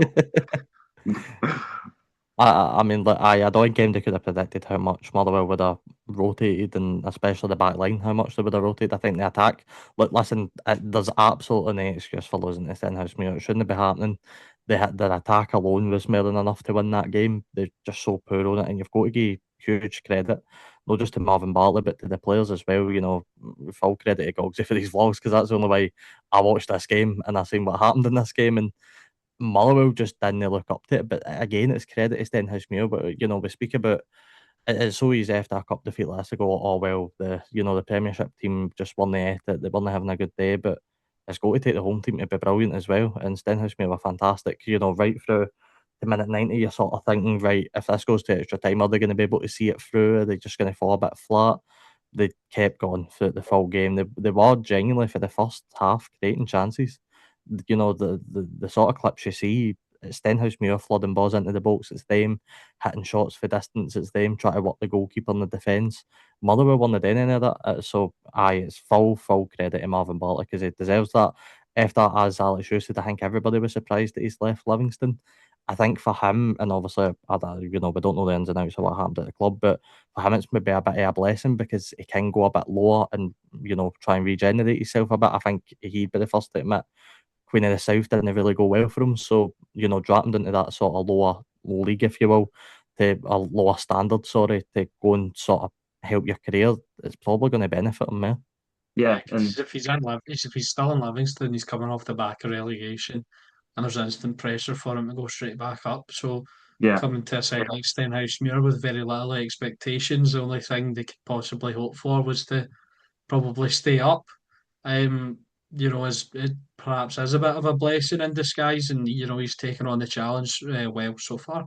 yeah. And I think I completely agree with everything you guys have said. And this isn't just a championship side, as we know. This is a side that got up through the League One playoffs last season. We're in League Two a handful of seasons ago. So what a rise they've been on. Obviously got to the quarterfinals of the Scottish Cup last season as well. And excellent for Marvin Bartley, because I think he has a really likeable character in Scottish football. And what happened to him at Livingston was surprising, and I think he was completely right to walk away when he did. And I agree. It could be a blessing in disguise. A little pressure on him at Stenhousemuir, but that's not to say they can't cause issues in the Championship, as we've already seen, and cause issues for sides expected to do really well in the Premiership and Motherwell. And I think for Alfred Johansson, it's a lesson that that he would have had to learn, that rotating, I think, 8 changes he made from the team against. His side was so young as well. It was Yeah, such a young team he put out. yeah, and 8 changes to make from the team that played so well and get such a great result at Fir Park on Thursday night against HJK Helsinki. It's a really disappointing one because Motherwell fans will hope for a cup run, and they've not. I don't think been to Hampden or certainly been to the final since Stephen Robinson got them to two in the one season, in which they both lost, obviously to Celtic. And I remember a similar kind of thing towards the end of last season when they dropped out the Scottish Cup against Aberdeen at Pittodrie in one of those rescheduled matches where they were obviously heavy favourites. I think Aberdeen were under Peter Leven at the time and just not playing well at all. And I think that was the game where Oscar Priestman slipped for one of the red cards, and then there was another red card. And yeah, it's really disappointing for Motherwell because when you're playing well and when you've been so successful in the league over a long time, like last season and now into the start of this season, you want a cup run to go with it, and they've not had that. But they need to put it behind them now, and all attention turns to Thursday and what's going to be an excellent spectacle for them against Freiburg, and I'm sure it'll be another packed out Fir Park as we've seen so much recently with the style of football they're playing and the success they're having. Yeah, absolutely. Right, I don't want to rain on Stenny's parade here because it was a tremendous win. That was a handball, wasn't it? For the That was goal. a Stonewall handball, aye. Yeah. Because VAR obviously was involved, it would have been disallowed. And if you're a Motherwell fan, you're right to complain about it, I think, because it's potentially the decision that the referees have missed that have cost you the tie. Obviously, they probably, Motherwell being the qualitative side that they are, probably should have won and won the game. But I feel like, yeah, if you're a Motherwell fan, you have the right to be absolutely fuming with that. Yeah, I don't think though. I'm sorry, Ethan, I was just to say I don't think many Motherwell fans are. I think no, Motherwell fans are more fuming with the performance rather than the end result. I think most Motherwell fans, if you were to ask them and you were to watch highlights of the game, they'd say Stenhousemuir deserved it, whether it was a dodgy goal or no. It truly did look like Stenhousemuir with the Premiership team playing against that sort of opposition. They strolled the game. They were putting in all the energy. They were delivering balls into the box. They were being aggressive. It's exactly what See, Marvin Bartley that's wants. because Marvin Bartley banned all the PlayStations. Exactly. I hope he's learned from that incident. But no, in all seriousness, no, from what I've heard from the Motherwell fans, it is what Robbie's saying. I think that they're not even wanting to fall back on the excuse of the goal because Stenny deserved it over the balance of play across the 120 minutes. And it probably was a handball, and you're right to point that out. But credit to Ewan O'Reilly and the rest of the players for getting the job done. And I think it's just a tale of embarrassment for the Steelmen. But obviously, it's going to be a polar opposite game on Thursday where there is absolutely zero expectation on Motherwell. But those fans will be going to Fir Park with that slight bit of hope that we all know about when you go into big games against sides that you're not expected to do well against and you get a result. It's the best feeling in football, I would say, are certainly up there along with winning trophies and everything else like that. So no, an excellent opportunity for Motherwell to showcase themselves on a big stage on Thursday, and then hopefully take something decent over to Germany and make it a competitive tie. And maybe, you never know, catch the Germans off guard. We all Yeah. love Oh, watching. sorry, Robbie. Sorry, I was just going to say finally on it. We all love watching attractive football, right? But we know that I've enjoyed it so far with McLeish. We enjoyed it last season collectively against Berto Askew. And One Wilfred thing I will Nancy. say, a Wilfred Nancy William Scales at left back in a cup final, never forget. But one thing that I don't like is how when a nitty-gritty game's happening like that game, the refusal to change it worries me a bit if I was a Motherwell fan. That game's in the dying embers in the last 5 minutes. Stenhouse may have just went 1-0 up, and they're still passing it about the edge of the box. There was a point in the game where it was like the 119th minute, there was 30 seconds left, and one of the boys goes back to the goalkeeper, and I'm like, what are you doing? Like, I get this whole you want to stick to your exciting football, you want to stick to your way, but just chuck balls into the box every once in a while. Football shouldn't be this complicated to where you're literally you're giving yourself, let's say, a chance to get back into a game by just passing it about the edge of the box for 5 minutes. Just start loading bodies into the box. Does that annoy anybody else, or is that just? It does irritate me sometimes. Rangers do it quite a lot. If we're looking for a goal, we'll be passing it about, and I'm like, just get everyone up there and lump it. You're not going to. This team have parked 10 men behind the ball. They're defending their lead or their draw or whatever. You're not going to play tiki taka right through them. Just get everyone up the pitch and lump it and go for it. Yeah, it does irritate me as well. Yeah, I'd agree with that. Although I think when you start throwing your, not throwing out the window, but in desperate times start altering your philosophy as a manager and your beliefs and what you're trying to tell the players, I think that's when it starts causing confusion. And then the No, but players that's maybe. that's not that's not, that won't happen though in the last 5 minutes of a game. It won't cause confusion. Everyone who's come up Hmm. playing football knows that if you're chasing a game, you go for it. You know what I Yeah, but mean? we're I speaking don't from think I no don't managerial I don't think experience. players will walk out the next game pure going, oh, are we going to throw the centre back at striker? You you know what I No, mean? but then where does the line get drawn? Is it 5 minutes before the end? Is it 10 minutes before the end? Is it 15? Like, you know what I'm saying? I I think think it you're just making an issue You out see of the nothing. removes clarity. Well, it's an opinion, isn't it? We don't know for sure. We're making a Robbie made a statement that was an opinion of his, and I agree with it. But I also understand why Alfred Johansson is stuck with his philosophy because this is the way he wants his team to play, and he's not going to shake on it. And I think that's why Jens Berfalascu had so much success because he didn't But change Askew his knew when to philosophy. change it as well. Motherwell weren't they played nice football, but there were times where they were nasty also. You know Yeah, what I no, mean? I know, but like lobbing it into the box and hope that the striker's going to get it was never really the style, and I don't think it's going to be the style Yeah. for Johansson either. I think I think you're right, Ethan, in terms of look, a manager's never going to change their philosophy. They love it too much. But it gets to the point where I actually blame the players a bit more because there's no way Johansson just wanted his Motherwell side to be tippy-tapping around the side of the box for the last 5 minutes. He would have been wanting them to go for it as well. So, I agree. I think managers don't want to change their philosophy, but the players have got to be adaptive as well. If you've got the ball at the edge of the box, I'm not even saying just go back to the goalkeeper and switch it side to side and put a ball into the box. They didn't do that the last 5 minutes. I think there was one chance I think Motherwell put into the box after Stenhousemuir scored. For a player, you've just got to be gone for it in the sense of you can stick to your style, but at least still try and flood the box a bit. Yeah, no, I think all credit goes to obviously as we've said, Stenhousemuir because both the Motherwell manager and players underestimated him in the end, and that's why the performance was poor and they didn't get the desired result. Yeah. All right, time to move on to my favourite part of the show. I've been looking forward to this. The Rangers new 5. Scotland manager, not only Joe. Uh, no. We'll get on to that. We'll talk about him, but I want to talk about Rangers 5, St Mirren 1. Robbie, hold that. No. What did you make of it, Robbie? What did you make of it? Oh, the minute you crash at this cup competition is going to be glorious. But To no, who? look, the To person sitting who? next to Yeah, you, you, you, Ethan you, Celtic. you named them. Aye, You to named who? them. Aye. That's a good one. Jeez. No, I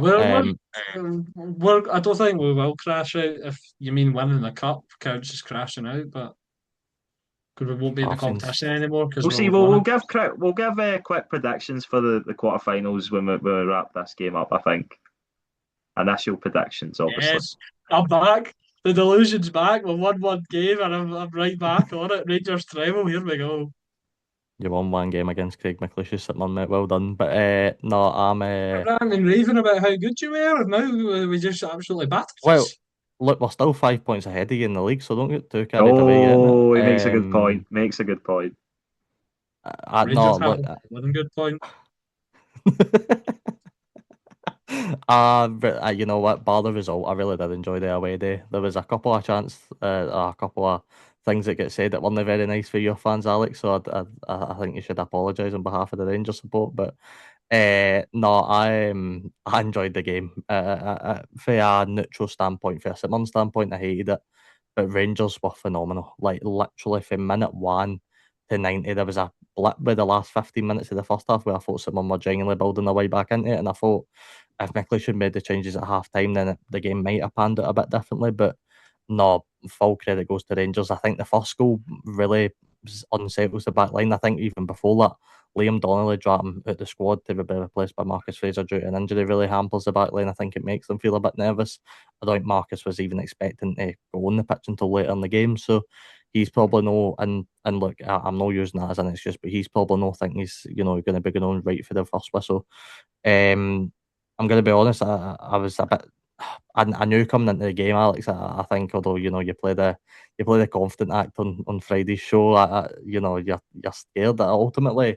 And look, I keep arguing with fans about this. Fans keep saying to me, "Oh, Rangers are this, Rangers are that." They're multi-million-pound players. The oil of the pitch, it's quality oil of the pitch. They're a 10 times bigger budget than St Mirren, probably even more than that. They're a 10 times bigger players than St Mirren.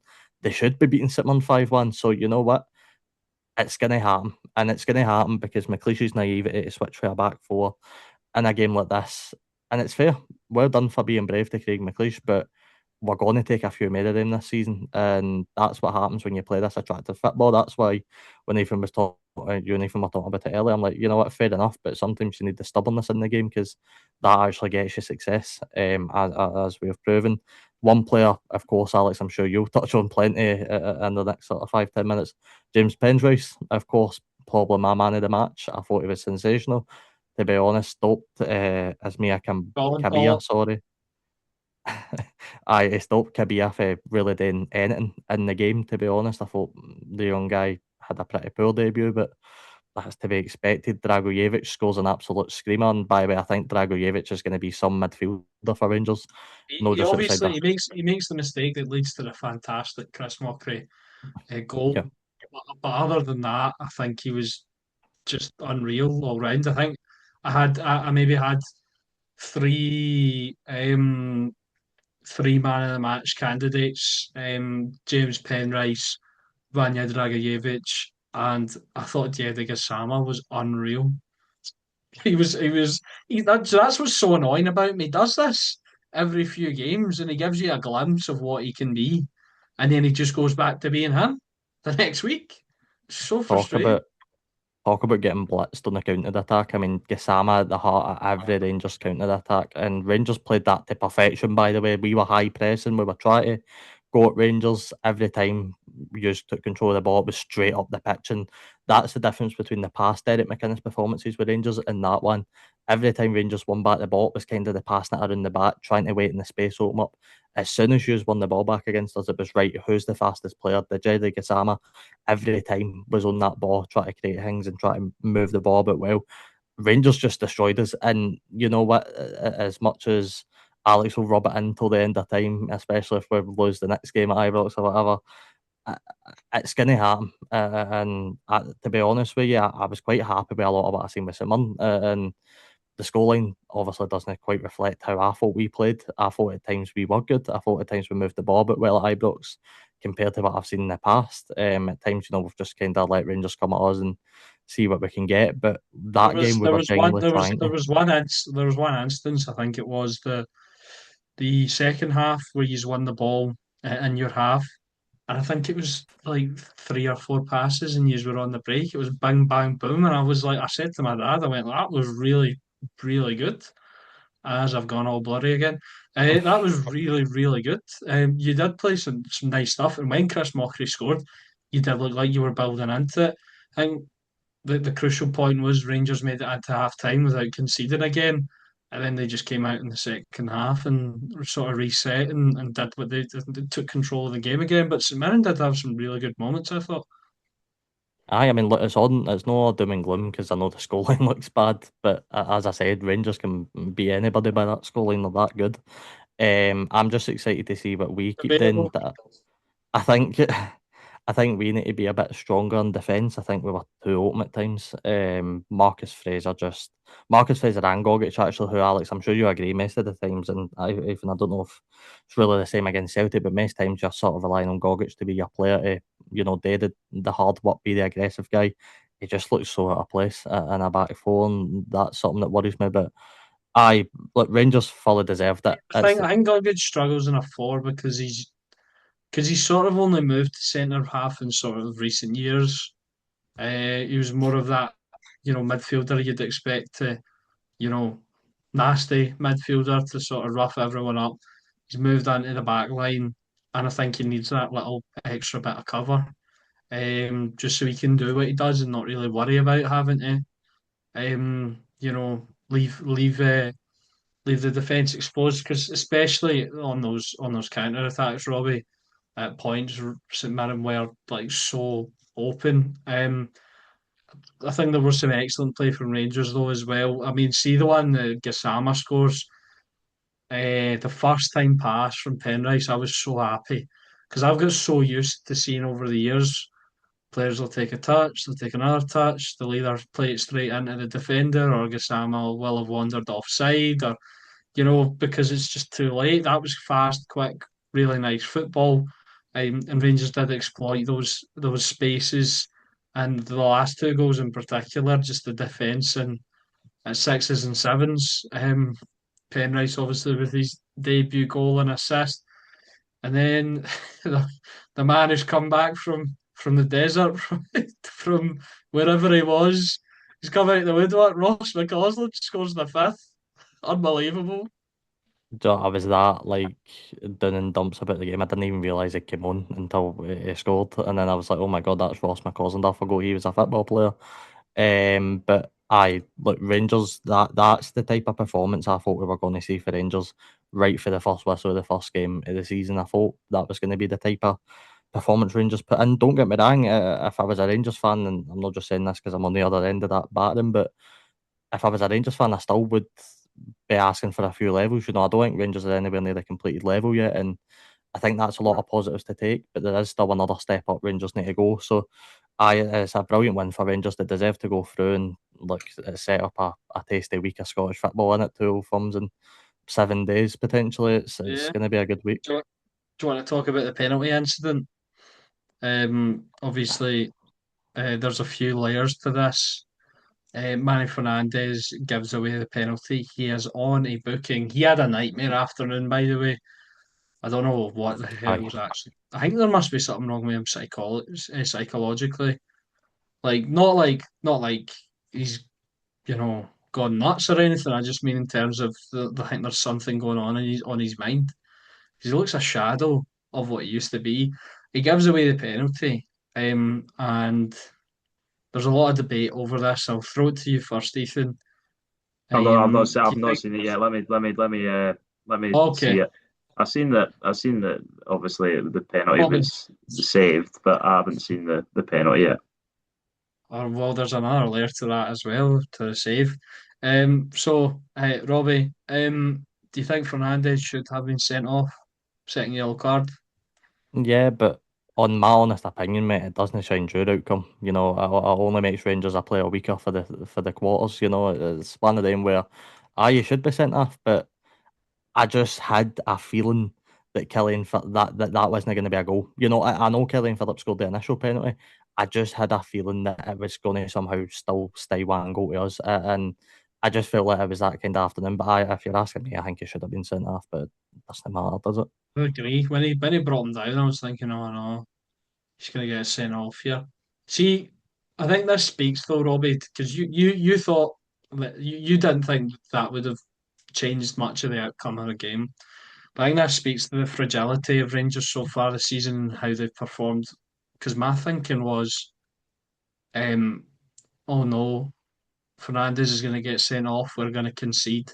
St Mirren might actually bring this back. That was my thinking at the time. I think that speaks to the fragility of Rangers so You far look at this though, season. you look at everything that happened in the game up until that point. That all I see happening from that point onwards is sitting on the high pressing again under McLeish. We're trying to be aggressive. one through body, whoever it is. You know, I thought Chukwani was another good player, by the way. One through body, Chukwani, or whoever's on the pitch at that point, and you know, our defence is probably quite lacking. I think you can understand, Alex, and I get why you'd be thinking like that, considering how the last few weeks have gone. But I've watched enough of us so far this season to know that there was just no chance we get back in that game. So the penalty is given in the end, and then initially Killian Phillips scores, Robbie. But the referee's not blowing his whistle. And he's taking it back. It just felt like everything that could have gone wrong for St Mirren went wrong. And then obviously Ivar Pander saves the penalty. What did you make of that at the time? Were you a bit annoyed, or what were you thinking? I think I was more deflated at that point, to be honest with you. I was sitting in an away end at Ibrox. We're getting beat by 3 goals. We look terrible. Killian Phillips nearly goes down injured, by the way, nearly goes off at some point in the game as well. So that was fun. And you just knew it was going to be Killian Phillips to miss, didn't you? And there's absolutely no complaints, by the way, about it being retaken. It should have been. I mean, I hate the Killian Phillips run up, first of all. I think it just gives me the fear every time it goes to do it. And I know it works a lot of the time, but aye, it's a very dodgy run up. And I just knew as soon as he pointed to retake it, I was like, aye, he's no scoring this again. And I did sum up the afternoon, but again, it's one of them where St Mirren are good enough on the day. I think there were so many variables that we could have been better, and then it potentially goes to a different game. But I still took positives at the game, which I suppose is all you can do when you take a 5-1 loss. You know what I mean? Yeah, definitely. Just some other players I just wanted to draw attention to. Obviously, I've spoken about James Penrice, Kasama, Dragicevic was really good. You mentioned Chikwani, who I don't think has got enough credit for this game. Him and Dragicevic were really good. Sort of the interchanging sort of high eights, I thought, and they gave St Mirren a lot of trouble. Raskin was a bit dodgy, I thought, at times. His passing just looked a bit a yard off. Um, Thought Dujon Sterling had a quietly good game. Fernandez was poor again. Owete Makanya looks a really good player. He just looks so assured. I remember saying this about Fagan Walcott and Jamie McCart. If you'd asked anyone who hadn't watched who was the more settled defender and who'd been at Rangers and who'd had a decent season, who'd been there for a while, you would have picked Owethu Makanya, just like you would have picked Fagan Walcott as the more settled defender at Hearts compared to Jamie McCart in the Sturm game all those weeks ago. Because Fernandez just looks, like I said, a shadow of himself, Ethan, and Macanya's stepped in. And despite the results not being there, I think he's actually looked decent in every single game. He looks really good on the ball. He knows when to get rid of it as well, which I think is an undervalued attribute in today's modern game where everyone's trying to pass it out all the time. And he looks strong in the air also. Yeah, no, he has looked really, really solid and plugged a problem area for the McInnes, especially with the Ben Godfrey injury and John Sutter maybe not looking like the player that he once was in recent seasons. And yeah, he certainly looks like he could be a big player for Rangers, especially when Emmanuel Fernandez is not hitting those levels he did last season, because I think we've always known him, and I think I've said this previously, not to be have the best sort of natural defensive instinct, but even the stuff he was good at in terms of on the ball and having that big presence that he does in both boxes, he's just not had that this season. And I think it's getting to the point where does Derek McInnes bring someone else to play in his place? Is there enough I think quality behind him?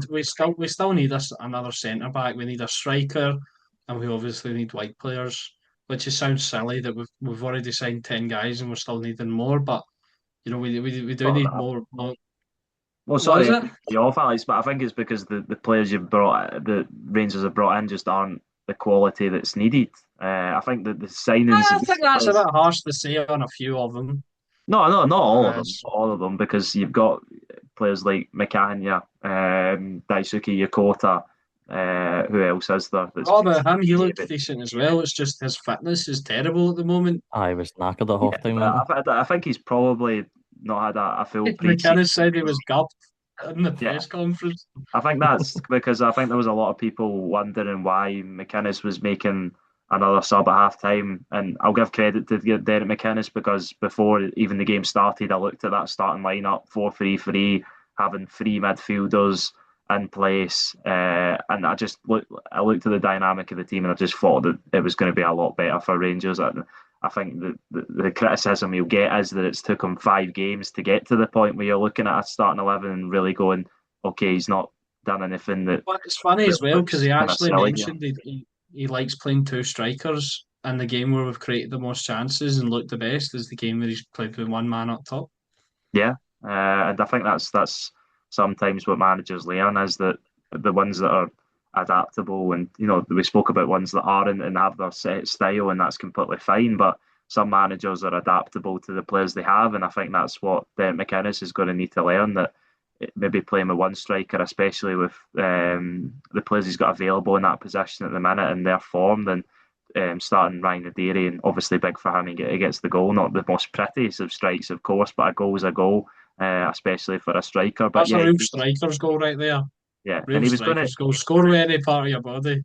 Yeah, no, exactly that, and he won't care about that at all, and you'll carry that confidence into the next matches. But for Yokota, when I seen him getting subbed off at half time, I expected it to be because of the amount of minutes he's had to play recently, because of the lack of quality in the wide areas from other players. But obviously, it's good for Rangers that you've got Diego Sama rising the levels to what I think everyone knows he's capable of, but it's just showing it on a consistent basis. And then Finlay Curtis linked up well with James Penrice, I thought. And obviously Ross McCausland comes out the cold, his first appearance for Rangers since the 24-25 season, and gets a goal to go with it.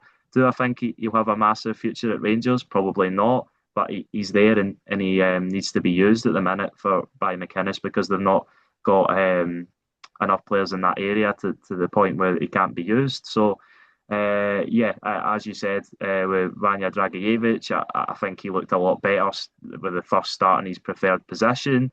James Penrice, unreal goal. An excellent strike. James Penrice rightfully, obviously, grabs all the headlines with the man of the match performance, the goal and the assist.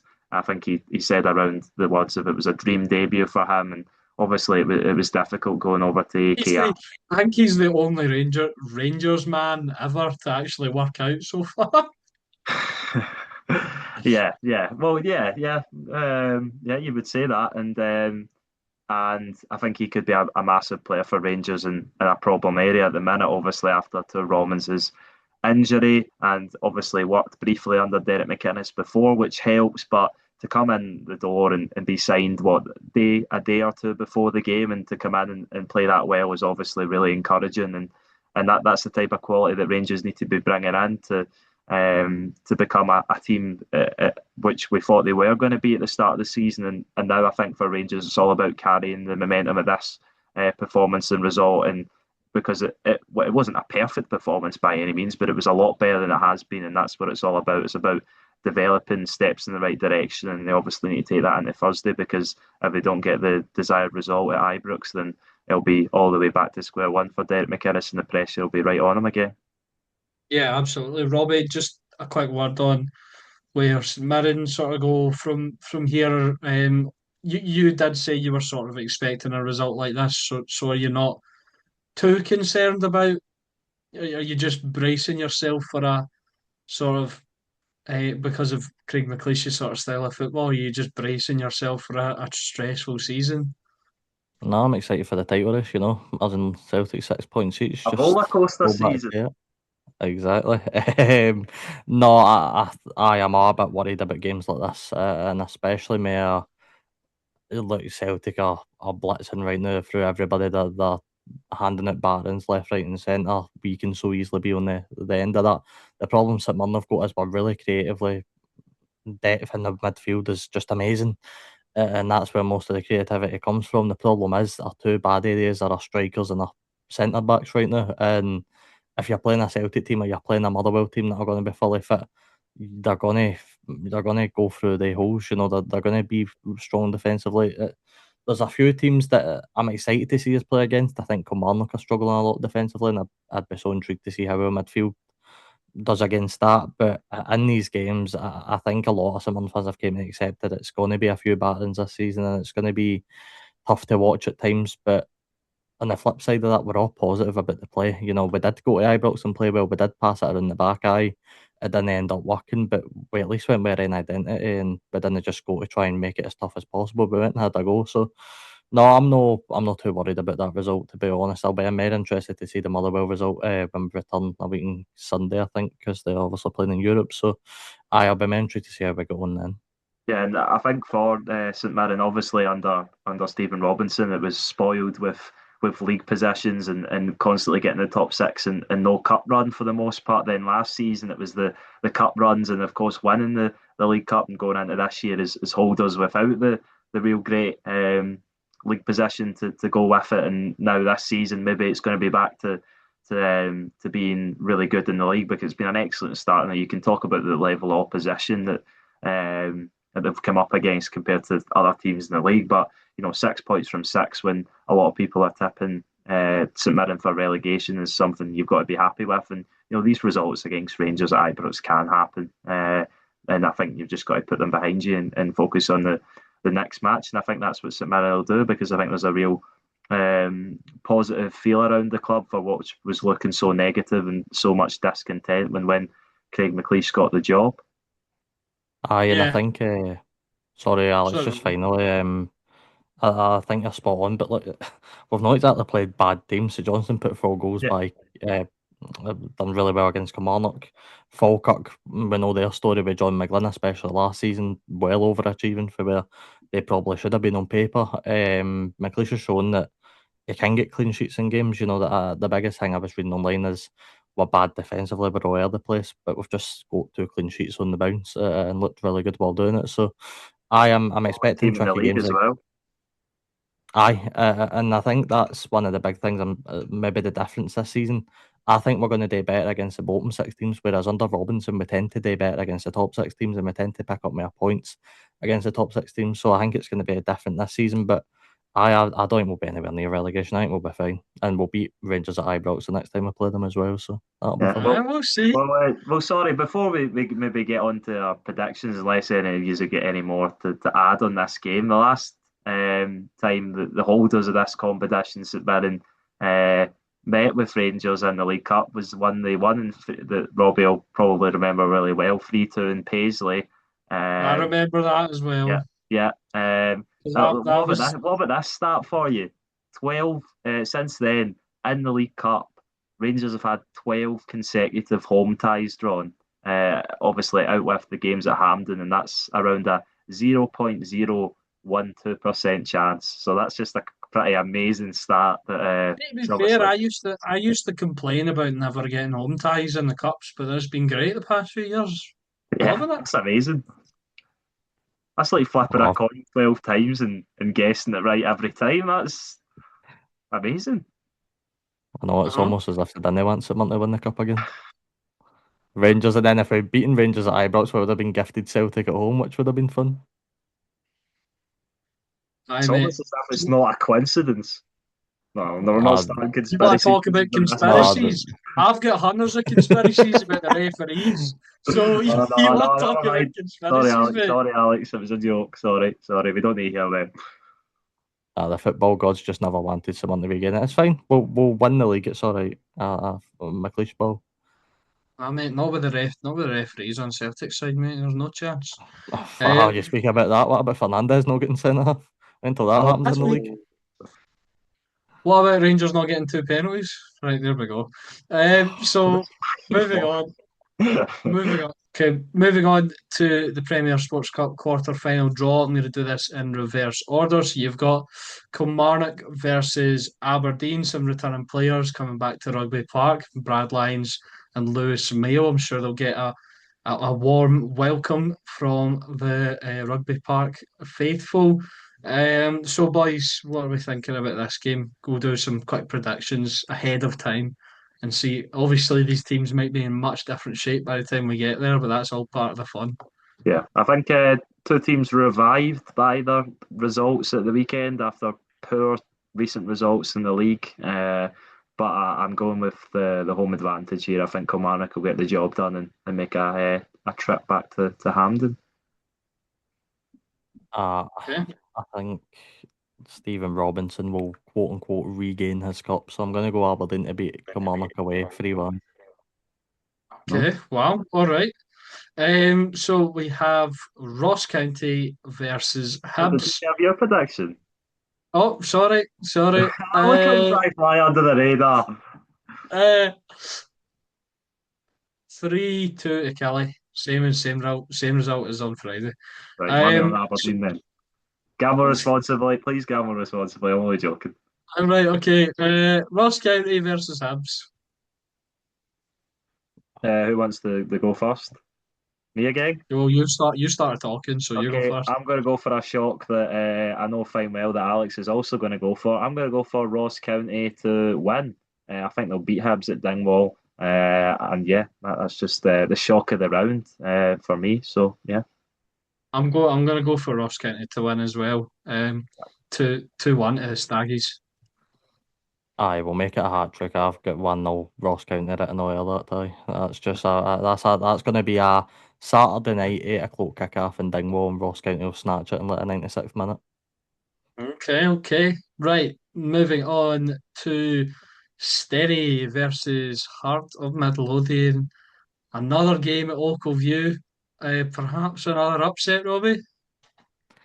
I'm gonna go with it because Hearts haven't done well in this cup ever, actually, especially 2013, actually. So I hope Hearts fans have good times with that. But no, I'm also gonna go one each, and I think Stenny take it on penalties. I'm gonna go with Stenny Jambos, as well. I'm Jambos going will with Stenny. prevail. No, hold on, you go, Alex. You going Stenny as I'm well? going with I- I'm going with Stenny as well. Jeez, I'm gonna go. we're going to look ridiculous, aren't we? Nah. Watch this. I'm gonna go 4 for 4 on these predictions. I'm going Stenny as well. Just I think playing at local view, it's just it'll be difficult for Hearts. I He think put Motherwell Stenny. on to win 7-1 at Oakleview.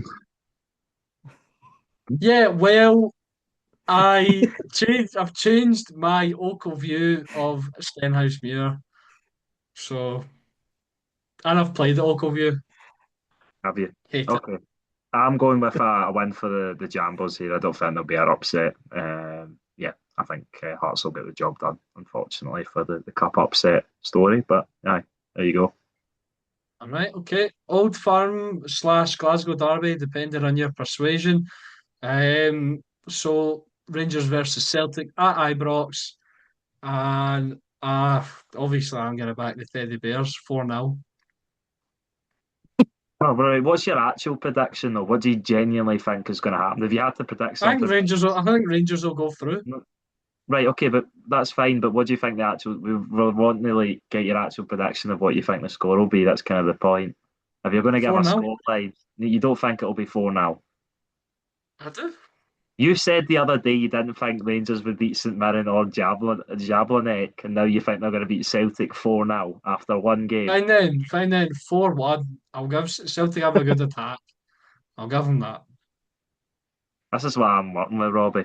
I think I think a month's a very long time in Scottish football, as we know. A lot could change, and obviously we'll give predictions nearer to the time. But I think you'd be you'd be silly to say that Celtic aren't the favourites for this one. So I think I have Celtic been will called a get. silly man before, yeah. Yeah, I've been called. yeah. You usually are when it comes to predictions. Shut up, Wait, Ethan, what's your score Robbie. prediction? The score prediction, I will go with 3-1 win for Celtic. All right, so 3-1. 3-1's more plausible than 4-1, right? Okay. Well, Celtic have won every game this season. Rangers have won 1 from 5. So I'm just going off the evidence I've seen so far. But Against top of the league opposition, though, we battered them. no, okay, all right, fair enough. I'm just realising so far in the semi-finals I've batted up Aberdeen, Ross County and Stenhousemuir to be 3 out of your 4 semi-finalists. What a cup run for the 3 teams. But no, I think it's going to be an interesting tight game at Ibrox. But just because I'm pure bitter, I'm going to go 2-1 Celtic, and I'm also going to go two things. Rangers get a penalty that they need to retake because the referee doesn't blow his whistle. And also the actual wild card, one of the managers isn't going to be in the dugout by the time this game comes around. I'm not going to say what one, but I don't think Rangers or Celtic have the same manager that they do right now. So Think that's my Martin will Oh, retire or something. Sean Maloney will be the new manager. I'm no. oh, I prefer keep his not to cards speak. close to his chest. That's an interesting call. All right, okay. So those are our predictions for the quarterfinal of the Premier Sports Cup. This has been a long episode, but we've got one more thing to talk about. Robbie's pure raging. He's been here for over 2 hours. So am So I. So am I. No, yeah, but it's been good you do fun. It's been this. good fun. It's been You good do fun. this every week. We've got one more thing to talk about, boys. The appointment of Sébastien Pocognoli as the new Scotland manager. He signs a 2-year initial deal with the SFA. He has won the Belgian Pro League, the Belgian Super Cup, Manager of the Year in Belgium. Recently, he managed AS Monaco as well. He's quite young. He's got a progressive attacking sort of style of football. And yeah, I'm quite pleased with this. It's going into the unknown, but I think we've needed a refresh for a wee while, something to look forward to, and potentially some new players getting involved as well. So I'll come to you first, Ethan. What did you think of the appointment? I think it's a really exciting one and one that I can get behind. I know why there's sort of a little bit of skepticism surrounding it with the last foreign manager to lead the national team. But I think if you're looking at the potential that that Sébastien Pocognoli could bring to the Scotland squad and to us as a footballing nation throughout the youth ranks as well, with obviously them being vacant from managerial roles at the minute, I think there's a real great potential, greater than any possible Scottish candidate could have offered, I would say, at the minute. So I'm really excited with it. Obviously, he's young, and you could say he's maybe relatively inexperienced in managerial terms. But I he's thought it obviously, was really interesting that such a young guy's come into international management because it's usually older yeah, managers yeah, that become national team managers. yeah, and obviously he's been really what the SFA have sold to them. He's really bought into, and he's liked the opportunity because the jobs he's had previously, AS Monaco very recently, as recent as June 2026, I think he left them after they were, I think, disappointed that he never got them into the Champions League last season. I think they finished seventh. They'll be in the Conference League qualifiers, I want to say. So most likely Conference League, but I believe when he picked them up, they were in a really Thank difficult God. position What last if we season. run out of Monaco in the Conference League? They get absolutely cooked. All right, Motherwell put them out 2 legs. Um, but and then obviously won the league with USG or Union Saint-Gilloise in Belgium.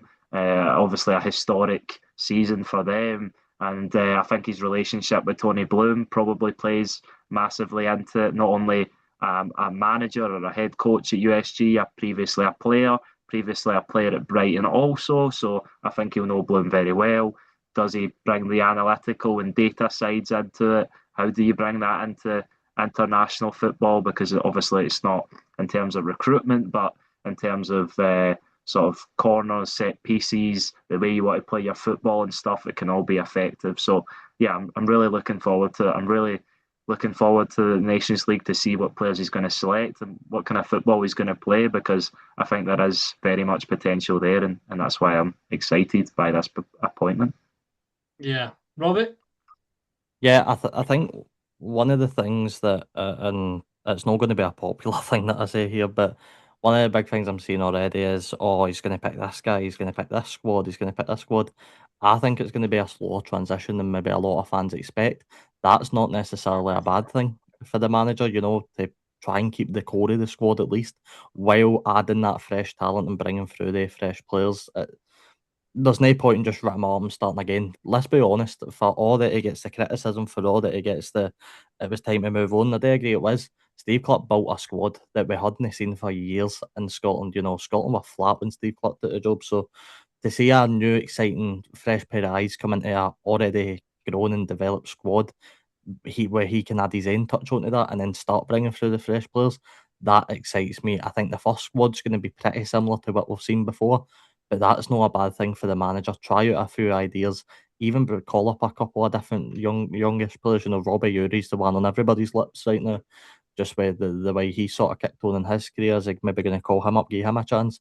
I don't think there's any positions that are set in stone, so I'm excited for the first couple of games. I'm excited by this guy.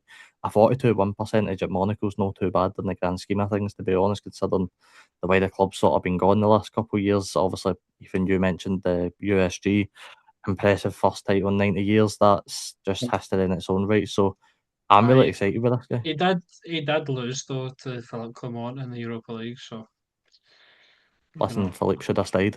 Yeah, well, Philip Um, Clement, who's operating with a much bigger budget, though. Not maybe much bigger, but slightly What? bigger. Yeah.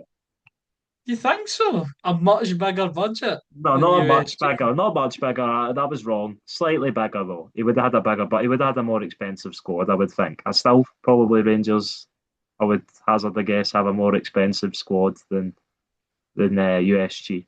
But obviously, they've developed a Maybe. lot in the last few years. So and narrowly We'll, lost out in the league title last year as well. we'll see. But anyway, I think I agree with what Robbie said there about it being a particularly, it might be a slow transition. And I agree with that. I think, like you said, there is a good core of players there, and you shouldn't just rip it all up. Um, but I'm looking forward to seeing what he does. And there might be rough patches where we need to stick by it, and it might because like I think we've got used to actually competing in qualifiers now. In recent years, we might go through a little rough period as well on the pitch. So I guess we'll just need to wait and see. But I think unless you guys have anything else, I think that'll do it because it's been a long, long episode. Uh, we've had Robbie for ages. So I Yeah, quits you the start Scottish paying him a Football wage Zone at this and rate, doing Alex. quits the Scottish Football Zone doing 2 hour shows on Fridays. It comes on us. We've been sitting here since 7:30, and it's currently 10 o'clock. But thank you so much, Robbie, for coming on. Obviously, you've you've recently left the Scottish Football Zone. You're sort of branching out, doing your own stuff. Is there anything you want to talk about before we finish the episode? I know, first of all, boys, thank you so much for having me on. Genuinely, I've enjoyed every second there. This is what I love doing, so you can keep me for another 3 years and I'll probably still be just as excited. But no, just mainly my YouTube at Robbie_Collins.